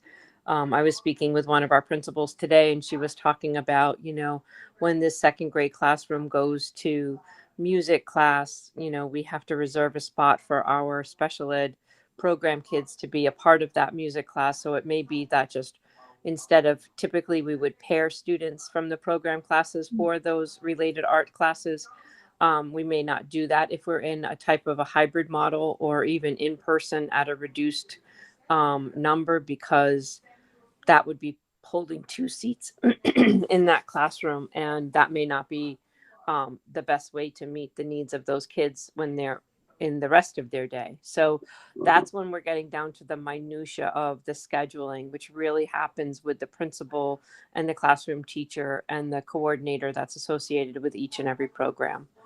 But we definitely will be looking at that least restrictive environment, looking at that IEP. How are we meeting the student service needs during this time? Thank you. Sure, thank you. Dr. McCall, once the district chooses a plan and the school committee votes on it, is that plan final, or could there be movement between plans during the school year? So what people need to understand is there has to be flexibility around movement from one plan to another to another. So if the school committee chooses a hybrid model or a full in-person model, we could still move from one to the other, basically from one day to the next. If the illnesses that are out there really justify that type of movement. So we could, one of the things that DESE keeps stressing to us is let families know that, we might have to change on a dime. And it really depended upon just the number of cases that are out there and the rate of increase. So yes, it could happen. So let's just say we opened up remote. We could switch over to hybrid and then somewhere down the road be full. Or if we opened up in full, we could turn around and everything just kind of happens quickly and doesn't work out well. Well, we might have to move into a hybrid model. Thank you. Let's see. Got that.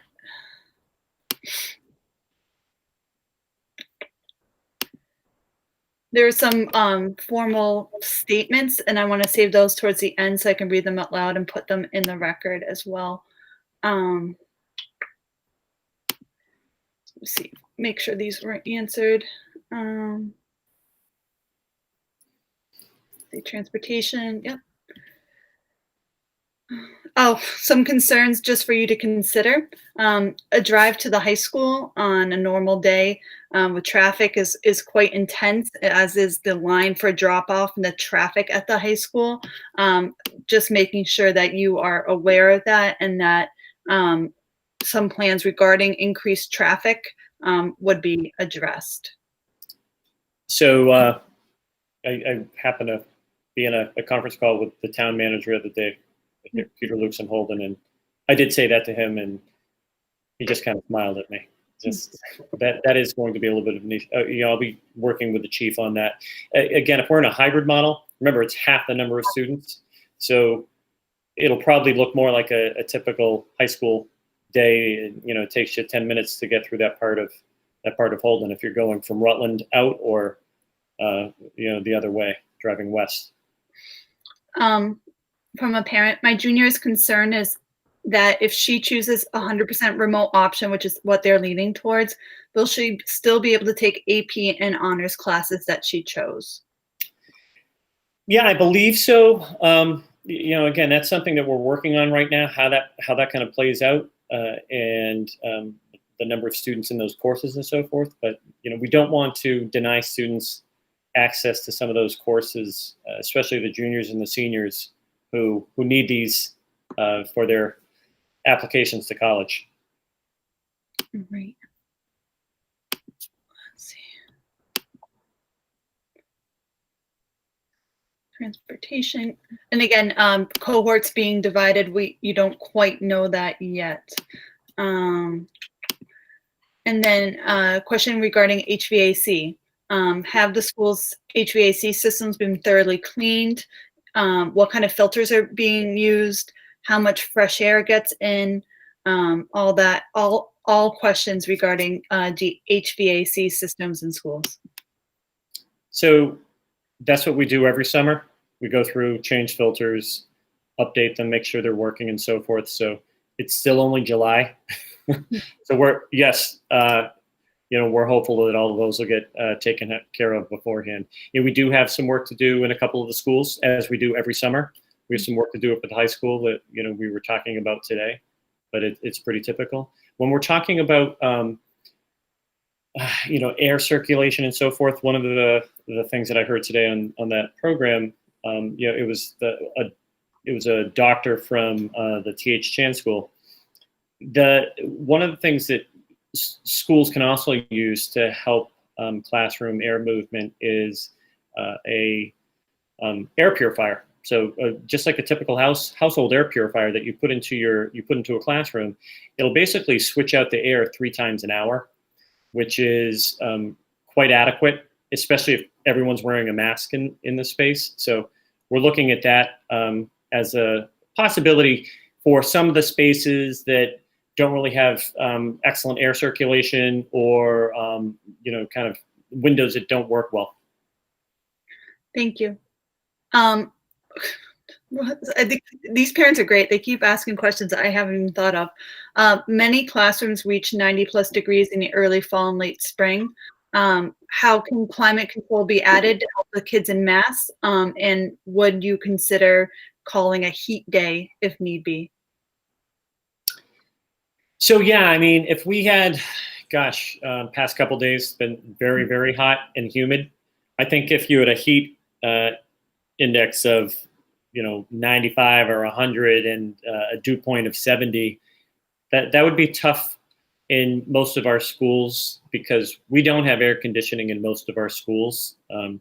Mount View is the only building that has, it's not even air conditioning, it's actually a dehumidification system. So it keeps it dry, which again, I think adds to the coolness.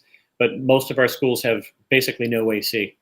There might be air conditioning in the cafeteria, maybe the library, maybe some might have some window units that are in some places. But I know if you're on the second floor of the high school and it's 85 degrees outside, and if you're south facing or west facing, it gets hot in the afternoon. All right. This is a concerning question. Recently, my 2 young children and I were verbally accosted because we were wearing masks in public. I do understand that everyone has the same beliefs about the importance of masks as we do. What support will be in place for teachers when children or other people are unhappy or to wear a mask or simply refuse to wear a mask? So just really, what kind of education will be out there to stress the importance of wearing your mask in school? So again, what we're going to do to go along with all the items associated with masks and so forth is we're going to send information out to families well beforehand about having kids practice wearing masks. One of the things that the terminology out it's called mask shaming, and I don't think it's as prevalent now that certain people in the government have said, oh, we'll actually wear masks a little more regularly. But I think when we're thinking about kids, we talked about this with, again, I have weekly contact with the commissioner, and we can't keep kids out of school because they don't wear a mask. So that's something that we've all kind of pushed back on DESE around. Okay, so how do we handle that? Because if you can't, then what do we do? And when that happens, are we putting all of the kids and the adult at risk in that space? So we're going to have to think about that and how that kind of plays out. All right. Another question about when we know about fall sports, but you've already asked that. Answered that you're still waiting for MIAA. A question actually regarding snow days. Will their district no longer have snow days since now that we have remote learning? Will those days still need to be made up? So if we're in a remote learning model, we do not need to make up snow days. I just had that question answered today by the commissioner. Okay.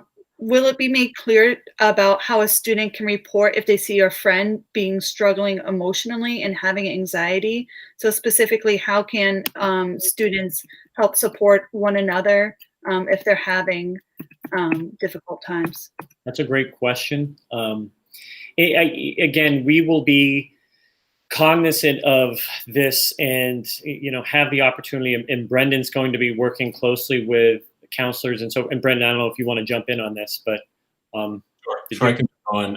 So this is something that's been on my mind in my role, but we also discussed it in depth at the during the task force with the group of counselors and outside mental health professionals, and it comes down to really what's regular best practice. So it's about screening students, so having a screening for all students, and also making sure that students know how to access counselors in a building for themselves, but also for friends. And that's something that is in the task force report, and more details will be coming. I'm glad that question was asked. It's on our mind as well, and we do have some plans in place already. Do you have any specific metrics in mind right now where you would say this is the stop point? We're in hybrid, but now X number of cases have happened. We need to go full remote. So there was talk about that 5% number. What are we hovering, like 1.9, 1.8, something like that? So when I spoke with the boards of health about this the other day, there's some conversation going on with DPH at the state level. DESE is still looking at this as well. One of our issues in this state is that all of the school districts are local control school districts. So it's hard to mandate certain things, but all of the superintendents have asked for consistent metrics so that we're all able to say, hey, listen, you know what, we're at 5%, we're going full remote. It just makes sense, because if we were like 3% and Quabbin was 7%, we close at 3, they stay open till 7. Those are the things that are going to, I think, make it very challenging to have consistent educational outcomes for kids across the state. So I'm thanking you for all the active conversation. Do you have an indication of what of the 3 plans you may be recommending to school committee? Well, again, we spent an inordinate amount of time with my administrative team kind of going through all 3 models. I can tell you the full in-person will not work. It's not something that's feasible right now. We just have too many students that we'd have to bring in, and the spacing, even a place, the high school has 375,000 square feet. We couldn't space out 2,000 students and 250 staff in a way that would follow the CDC guidelines and the DESE guidelines. The hybrid model, again, that was something that we really have been leaning toward for much of the summer. But as we kind of go through this and we spend more time looking at some of the details, even the hybrid's going to be very, very challenging at this stage of the game. With the transportation recommendations, and those aren't even recommendations, those are mandates. So the transportation mandates that just came out, that ties our hands a lot. And because we're a district where we bus a lot of kids, that's a challenge for us. So unless we kind of delve into, okay, how can we add another 15, 20, 30 buses? And each bus is, I believe, Dan, $48,000 to $50,000 annually. It'll add up very quickly. So we definitely know we can't do in person. The hybrid, I think, is becoming more of a challenge with every single day. And we're putting a lot of energy into developing what a hybrid model would look like, and ultimately what a remote model is going to look like, because no matter what, there's going to be remote learning in some form or fashion. Just the in-person stuff. And I don't know of any districts right now, at least locally, who have said we're going in person, full in person. Thank you. Another good question, very specific to the high school, for things like automotive courses that require hands-on work. What has been done so far to plan for that? Again, Bob, I'm not sure whether or not you've discussed specifically automotive with Principal Biendo at this time, but one of the things we always have to think about is student safety and staff safety. So bringing kids into the building, having them walking through the building, having them, again, the virus can live up to 72 hours on a hard surface. So the cleaning protocols that have to be in place, the opportunities for things to go wrong, it's much greater. So again, we're looking to see how we can minimize that. Bob, have you had any conversations about automotive at all? I would doubt it.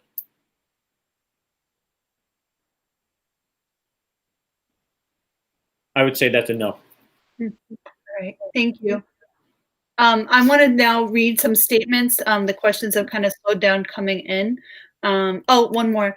If you're going to be remote, is there an opportunity for teachers to physically go in school and to do those lessons from their classroom space? Yeah, we've talked about that. I think we'd have to kind of think it out a little bit more, because again, if we're looking to try to minimize the spread or the opportunity for people to be infected. I'm not sure whether or not that's the best idea. But at the same time, I know some teachers are like, this is where all my stuff is, in the classroom, and if I'm here. The other part of it is, I think sometimes, and many of you probably experienced this, if you've gone back into work after being home, it's just a different mentality.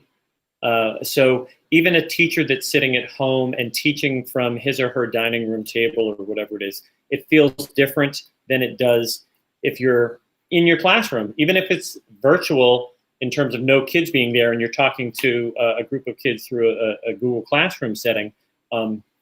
It's still a different mindset because you're in school. You have all of your materials there. Everything's set and ready to go. So, we're going to have conversations with the teachers about that. Thank you very much. So I wanted to read a few comments that had come in during the week. I believe I have 6 or 7. So if this is your first time watching a school committee meeting, bear with me. When we read statements, we typically don't respond to them. But if Dr. McCall wants to add anything when I'm done, he can do so. After I finish reading these, I'm going to circle back to the questions to see if anything came in while I was reading. The first comes from Christine Tiven, who says she actually quotes an article. I don't want to read the whole article to you guys, but thank you for quoting the article, Christine. But she closes with, as you make the decision on school opening, I also wanted to point out that it's not a one-size-fits-all across the schools, as you know. For example, high school students are in critical years preparing for college, while a first grader might have an easier time from an academic perspective to do remote learning, assuming there's a parent home. Also, I believe that if you're going to offer 5 days of full in class for a group of students, that option should be available to all. My child has said it would be depressing to have to do remote learning, and I'm very concerned how this will impact the student's social, emotional, and academic learning. My next comment is coming from Eric. One last name as I open, he provided his in a Google document. Eric Scheinfeld from 56 Brittany Drive in Holden. He says he wants to thank us all for our service to the district during these extraordinary times. As a former member of this committee, he can understand the mental and emotional toll. I do not envy the position you are in and having to make these difficult decisions. It's not easy. You can only imagine the sleepless nights. We're grateful for your hard work, dedication, and commitment. Of course, it would have been my strong preference to deliver these remarks in person, though this written statement will do. Indeed, I find it notable that we're here discussing the concept of sending kids to school, even though we're still taking this hearing remotely. Anyway, I have several concerns, but in the interest of time, I've selected a few for tonight. Regarding masks, over the last several weeks, I have the opportunity to observe mask wearing on my 7-year-old's Little League team. Per Holden Little League COVID guidelines, kids are required to wear a mask while on the field and while waiting their turn at the plate. Compliance with this has been about 50% at best. A few of the boys seem to be pretty good about keeping their masks on for the majority of the game. However, most kids will put it on for a few minutes, and before you know it, the mask will be laying in the middle of the field. Other kids will simply ignore the issue altogether. I don't blame the kids. After all, these are 6- and 7-year-old boys. My questions are, what will be done in schools to enforce the mask wearing? What happens if a child refuses to wear a mask? Many kids have food allergies. Symptoms come in the form of facial hives. Has this issue been contemplated? Will there be designated clean areas for children to put their masks on? Is there anything you can do to recommend what we do this summer for children to prepare for this? Regarding bathrooms, as you know, even under normal circumstances, it's challenging to get kids to adhere to basic standards of etiquette and cleanliness in the bathroom. Kids will cut corners, lifting the toilet seat, washing their hands quickly, and engaging in other activities. My kid's school, Dawson, has 2 bathrooms for hundreds of children. My questions are, how are we going to ensure that the bathrooms are clean? How many kids will be allowed in the bathroom at the same time? Will bathrooms be monitored? Will proper distancing be enforced? How will mask wearing be enforced in the bathroom? How many full-time staff members will be needed to enforce these measures? Regarding symptoms, many kids have seasonal allergies. This is very true in late September. My questions, if a kid has a runny nose or a sneezing fit due to allergies, will they be flagged as a possible COVID case? If so, what's the protocol? Will it be up to parents to determine this, if the symptoms are allergies or something more serious? Will parents be expected to err on the side of caution and keep their kid home? If so, will remote learning be available for that child? There are so many more issues, and I sure haven't been contemplated yet alone prepared for. Again, these are unprecedented times, and there's certainly no COVID handbook. A hybrid model really isn't hybrid at all. It's essentially two separate models that require two separate budgets, two sets of resources, and two curriculums. It requires double the effort, double the time, and double the finances. I believe we should direct 100% of our resources to designing, developing, and executing a robust remote learning model. We have not had reassurances that going back to school will be safe for our children. And let's not forget, school won't be school as it used to be. We have 6 to 8 weeks to the start of school. That's not a lot of time. We need to use our resources in focusing on one model, not two. We should focus solely on remote learning.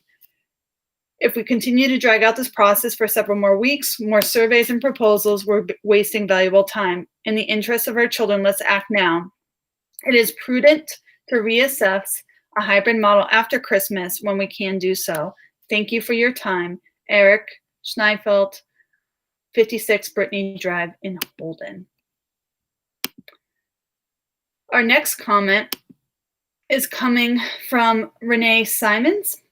She's a teacher in the district and realizes that she'll be doing remote learning in some fashion in the foreseeable future. While turning into the school committee meeting on Monday, she was appreciative of comments and questions that showed a true concern for the health and well-being of students and staff. In reflecting, I realized we're neglecting to consider the health and well-being of parents. I'm a parent as well, but fortunate to have kids in middle and high school who are self-motivated and self-sufficient. They don't need much from me. I know this is not the case for all parents of middle and high school students. However, being a first grade teacher, my concern is more for the parents who have younger siblings at home. I can tell you from experience that remote learning was a struggle, not for a few, but for most parents. I'm wondering what, if anything, we have to support parents. While there are possibly hundreds and thousands of different scenarios, I would like to just cite a few. For example, in family one, a two-parent household, both work outside the home, 2 school-age children, a toddler, daycare is available for the toddler, but not the other 2. Who's managing the daily responsibilities and requirements of school? Who's making sure they get on the Google Zoom? Who's helping them with their assignments? Who's helping them complete those assignments? Let's say they hire someone or a grandparent comes home. Who will show them how to manage Google Classroom and complete the work? For example, family 2, say a two-parent blended family. 2 school-age children from family 1, 3 from family 2 that don't attend school in the same district, and a toddler they had together. Children from both families spend time in 2 households. 1 person works outside, 1 stays home. The family will be managing 5 children's remote learning meetings, assignments, and everything that goes with it. Who can manage 5 learners in 5 different grades at once? Family 3, a single-parent household. No support from the other parent. 2 school-age children, 1 income. How can you pull this off when it comes to successfully pulling off remote learning for your children, but you don't have extra income to pay for daycare? Do you quit your job? Will you be forced to pack up your family and move out of state? These are just few real situations with our school families, and they're not worst case scenarios. There are families who will be dealing with far more challenges, parents with far more struggles, parents who might be caring for the elderly, parents undergoing chemotherapy, or might have COVID-19 themselves. The list goes on and on. I am truly concerned about the mental health of every parent this year and feel like they've been forgotten. I don't have any answers, but questions. How will we support them? What safety nets are in place? As a teacher, I could not pull off any type of remote learning successfully without the parents, and I need to know that someone is making sure they're okay. Submitted by Renee Simmons, WRSD teacher. Our next comment comes from Lance Harris, Sterling, former chair of the Wachusett Regional School District Committee. I write to urge the committee to open the 2020-2021 school year using remote learning only and phase in the hybrid and in-school learning through a phased approach after meeting certain guideposts for opening. Since school has closed its doors in March, it has been everyone's hope that circumstances would allow our students to go back to school in a normal fashion this fall. Circumstances do not allow. Our nation as a whole still faces a nearly unchecked pandemic, and though Massachusetts is doing better than most, we're still averaging nearly 200 new cases a day. Over a dozen people die each day in Massachusetts. 982 have died in Worcester County. Three of our towns reported new cases in the week ending July 22. While the state has provided guidance on how to open schools safely as possible, we really don't know if schools will be safe. We just don't know enough about the virus yet to be sure students, teachers, staff, and their families will be safe. We know a little more than we did in March, but we still don't know who will be contagious and who won't, who might get sick and who won't, who will suffer a lifetime of after effects and who won't, who will die and who won't. I ask you to consider that we handle another virus for which we have no cure. Last fall, there was an outbreak of EEE. The disease is spread by mosquitoes, not human contact. Though we have generally effective ways of mitigating the risk of mosquito bites, long sleeves, pants, mosquito repellent, and even though the disease is not contagious, we still close ball fields and playgrounds, and we postpone our athletic schedule and outdoor events. We did that to protect our children and families from a disease that sickened just 12 people in Massachusetts last year. A disease with all of 110 recorded cases since it was discovered in Massachusetts in 1938. Twice that number of people will be diagnosed with COVID-19 just today alone. More people have died from COVID-19 in Massachusetts in the last 10 days than ever caught EEE in the last 82 years. We shut down activities for EEE even before a single person was infected, even though the disease cannot be spread. Yet schools across the Commonwealth are looking to open in the face of a disease that's infected tens of thousands and is easily spread in closed spaces like classrooms and cafeterias. Perhaps time will tell us that schools are not vectors for community spread. Perhaps teachers will not become ill from contact with asymptomatic students. Perhaps the virus will not spread from one family to another and endanger the health and lives of loved ones. Perhaps school can open safely. But we don't know that yet, and the Wachusett district should not be part of the experiment to find out. I suggest we take a phased approach. I suggest that we take some of the additional 10 days granted by the state to prepare for 100% remote learning for Q1. I also suggest the district be prepared to move into a hybrid model for Q2 if and only if the evidence from other schools in the reopen in-person phase shows that it can be done safely with no risk of community spread. To facilitate that, I propose that the district use some of the remaining development days to pause the school year, perhaps even the week of November 3rd through 6th. Pausing between quarters will get the district time to further prepare for a hybrid opening or time to reflect the challenges and successes of remote learning. Whatever model the committee and superintendent choose, I ask the criteria that will be used to move from one style to another, one phase to another, be clearly defined and communicated so parents know exactly what to expect and what data will trigger a change in the learning plan. Finally, I thank Dr. McCall and his leadership during the crisis, former Chair Mills for the accomplishment of the committee during his term as chair, and I congratulate Chair Weeks on her election and wish you the rest of the committee success this school year. I thank each of you for your dedication to the district, and I appreciate you considering my remarks. I have 3 more. My next comes from Denise Adams, who says, "Dear school committee members, the teachers of the ECC would like to offer a few of our concerns related to return to in-person instruction. As teachers of the youngest and sometimes neediest students in the district, we feel that our situation is unique. Our classrooms are made up of students who are 3 to 5 years old, some with special needs. Additionally, a small percentage of our students are extremely fragile and require close oversight while at school. Each year, one child or staff brings the first cold virus to school, and so it begins. Despite our persistent hand washing and reminders to use a tissue, cough into your elbow and wash your hands, the virus travels. Young children sneeze and smile because that sneeze unclogged their nose. They're too young to really understand how that action impacts others or to be expected to manage their bodily secretions. We will need to keep them very careful as to not scare them to keep them safe. We'll need to spend much of our time teaching our students why we're wearing masks to keep them safe, that their friend must sit at the other end of the table, and that they must spend half the day washing their hands. How will separation go when a parent is not allowed inside the classroom and the teacher to whom the child is being asked to bond is wearing a mask? After years of teaching about sharing materials in physical space, we'll now be instructing them not to share their materials for anyone and to sit far away from their friends. How does this work with our school-wide kindness motto? All of our ECC classrooms are busy spaces with hands-on learning experiences. Our students are active explorers. They love to sit on our laps to hear a story, sing out loudly, need to be comforted where they get hurt or sick, suck their thumbs or shirt sleeves, and need reminders on how to throw a used tissue into the trash rather than putting it in the tissue box. We work on toilet training and hygiene every day. What will this look like in a classroom during a pandemic? Will we spend so much time washing hands and surfaces? Will they be minimal instruction time? Is the ventilation system in our building adequate to keep the air safe? What about classrooms that don't have a sink in the room? How much exposure to disinfectant is okay? What about children who struggle to learn remotely, but whose doctor prohibit their return to school? What about teachers with pre-existing conditions? How much physical contact is acceptable with students who are function at their 0 to 1 level and are unable to engage without assistance?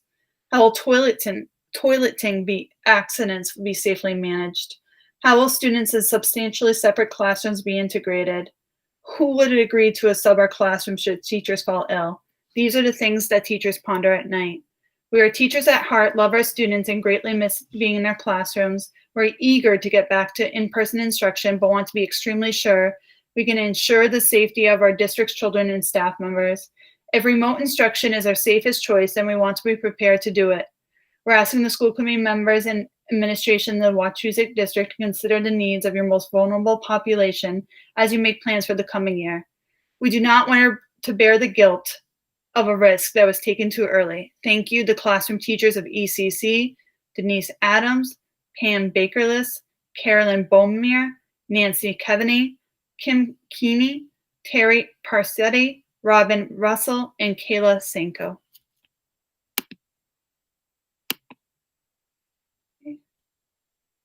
Dear Superintendent and Committee, thank you for all you've done in an uncertain time. I'm a biomedical scientist who's a university educator.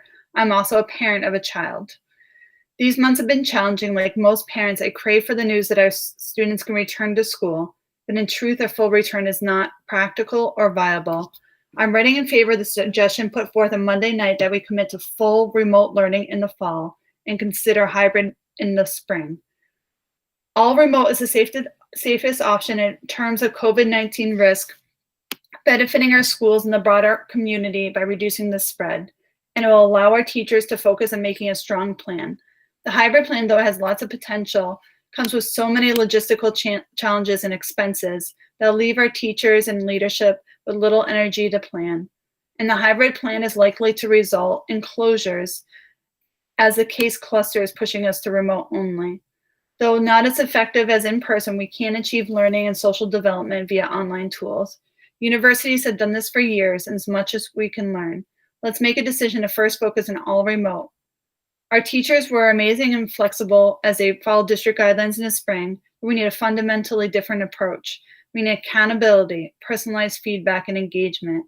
We need flexibility and tailoring. And yes, we need a hybrid model for a section of students who opt out because they have social or learning needs. Though in-person engagement is incredibly valuable, this carries logistical hurdles and great expense because health risks are high and unknown. The CDC now acknowledges the observation of long-term recurring symptoms, and studies suggest damage to body organs, including studies this week about damage to the heart, even in its relatively young recovered COVID patients. Our teachers and staff are at high risk, and my kids might be as well. There's just so little we know about this virus. We will know more in 3 to 6 months and can adapt as we move forward. Questions about all remote learning. Will teachers have access to other teachers regionally to exchange ideas? Can the district call the parents who might be able to help with planning virtual learning during the school year? Some of us might be interested in volunteering, have access to regional or national networks, or have expertise that will make the transition easier. Can we include classroom-only social networking options such as Blooms to connect students and parents with other students and parents? Can you please offer a series of regular meetings with grade level or class groups with parents at least the first 2 months of the semester. Please do so with specific teachers or grade levels so that we can hear from teachers how things are going and provide insights. We need to be partners in this, even if our role is minimal, as holding our kids accountable. Thank you. One last one. From Leslie Mason on 24 Sandy Ridge Road in Sterling. First, she'd like to thank the committee members and Daryl McCall for presenting the options of the reopening plan. It was good to see survey results. I'm disappointed in the school committee not seeming to embrace the hybrid model of recommendations. Over 70% of parents surveys wanted the hybrid model, yet many school committee members simply argued the model was far too complicated and seemed to be trying to put a square peg in a round hole. As members voted in the school committee by your fellow constituents, it would seem that you would want to represent the majority of what's being asked, a hybrid model. Even our student ambassadors did a survey of high school students, and even the students are requesting a hybrid model. The emotional and social well-being for children needs are the most important, yet it seems those were not at the forefront in the questions in the discussion by school committee. Most of the comments and questions talk about how logistically hard it would be and financially how expensive it would be. Didn't we just pass the school budget? Why is financial consideration at the forefront of the discussion versus how we can best educate our kids? Financial discussion was also front and center regarding remote learning, that we can't afford a robust home learning platform. This is a disappointment to hear. We should be figuring out a way to maximize our resources for children and not be constrained. I ask, have we considered dedicating teachers to just teaching the online portions? Have we given thought to how we will assign the cohorts? I struggle with the two options of the hybrid model. Part of me recognizes that alternating 2 days in the classroom would be best for our students due to consistency for classroom training. I do recognize the benefits of altering week on and off. I simply ask if we're able to consider the hybrid model, which the overwhelming majority of families requested and want, that we provide parents in-depth details of this model and conduct another survey to get the level of commitment to the hybrid model. This allows options for families to choose hybrid who want it, or to choose remote learning versus not forcing parents into a purely remote environment again this fall. Thank you. I'm going to toggle back to the questions to see if anybody came in with something new while I was reading. There are a few more. So Dr. McCall, if you're still there, I only have 5 or 6 more. They might be repeats, but I'd like to ask them if they are not. Sure. We did talk about after-school programs. We did talk about different learning models. Let's see. Talking about hybrid, which we just talked about. Something about who will be paying for testing if a child needs it or an employee needs it, but I believe that goes through their health care provider. The district considering testing students at all for COVID? The commissioner is actually in talks with HHS right now. There's a group who are looking at this and how that would play out with staff and students, but it's still in the initial stages of conversation. Will kindergartners have an opportunity for orientation before school begins? Well, yeah, I mean, we talked about that with the 10 days beforehand, so that's definitely a possibility. We're going to have to do something to bring kids in if we're bringing kids in at all. How will grading work in the high school? Is it pass, fail, or normal? It'll be normal. If a family chooses to homeschool, does the district provide resources to them? If they're homeschool, no. Homeschool is a different animal. When you're homeschool, you actually are pulling yourself out of the school district. So they still have to have the curriculum approved and so forth. And Dr. Keenan is the one that oversees the homeschool program. If they are doing remote learning and they're staying in the district, we provide all the stuff they need. I think we've covered it, Dr. McCall. Do you have any closing remarks or anything you'd like to add? Well, the only thing is I was just quickly checking my email, and the number of cases has gone up to over 350 today, which is a pretty big jump, and then also more deaths. So I think this is when we're going to start to see an increase. There is definitely going to be some issues associated with the number of cases, positive cases that come out. I know there's more testing going on, so that might be part of it as well. But those are things that we all have to take into consideration as we make these decisions around school opening and safety for students and staff. And again, I think it was mentioned in one of the comments that we have a lot of staff who kind of fall into that susceptible range, and we have to take that into consideration as well. And I also want to thank everybody. Great questions, great comments. We're going to do everything we can. I had Dr. Keenan taking down as many of the questions during this as possible. So we'll put something together. There were some questions from the other night we're hoping to put together as well. I think some of the letters that you read had a lot of questions in it. I think Mr. Scheinfeld's in particular. We do want to address those. So that will happen. If, as you said, if it doesn't get out Friday, it will definitely get out early next week, so that there is some type of kind of question and answer document that's on our website.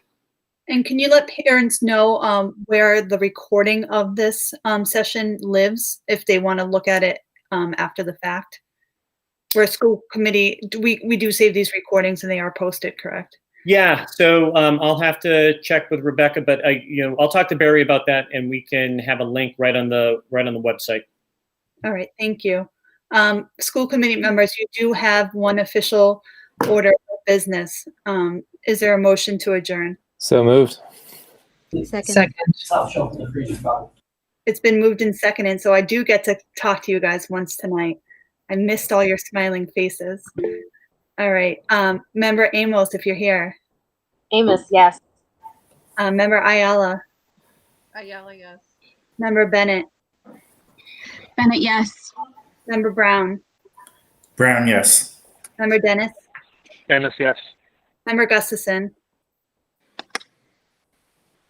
I believe that was a yes. I saw her mouth it. I'm going to go with a yes on that one. Chair rules. Member Haber. Yes.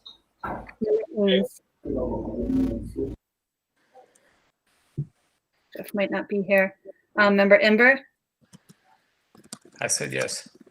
Member Kirschenbaum. Kirschenbaum, yes. Member Lavoy.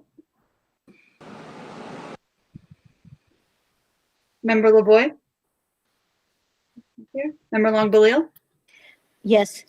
Member Mills. Mills, yes. Member Mitchell. Don't think Ben was going to make it tonight. Member Otmar. Thank you, yes. Member Shapiro. Shapiro, yes. Member Silva. Member Smith. Smith, yes. Member Williamson. Williamson, yes. Member Woodland. Woodland, yes. Member Young. Yes. And before I vote myself, I just want to give my heartfelt thanks to the community. This was incredible. Thank you so much for your questions. And thank you to my school committee members for coming tonight and just listening. It was a learning experience for myself as well. And I'm hoping we can do this again in the near future. Chair votes yes, and the meeting is adjourned. Good night, everybody. Good night. Good night. Thank you.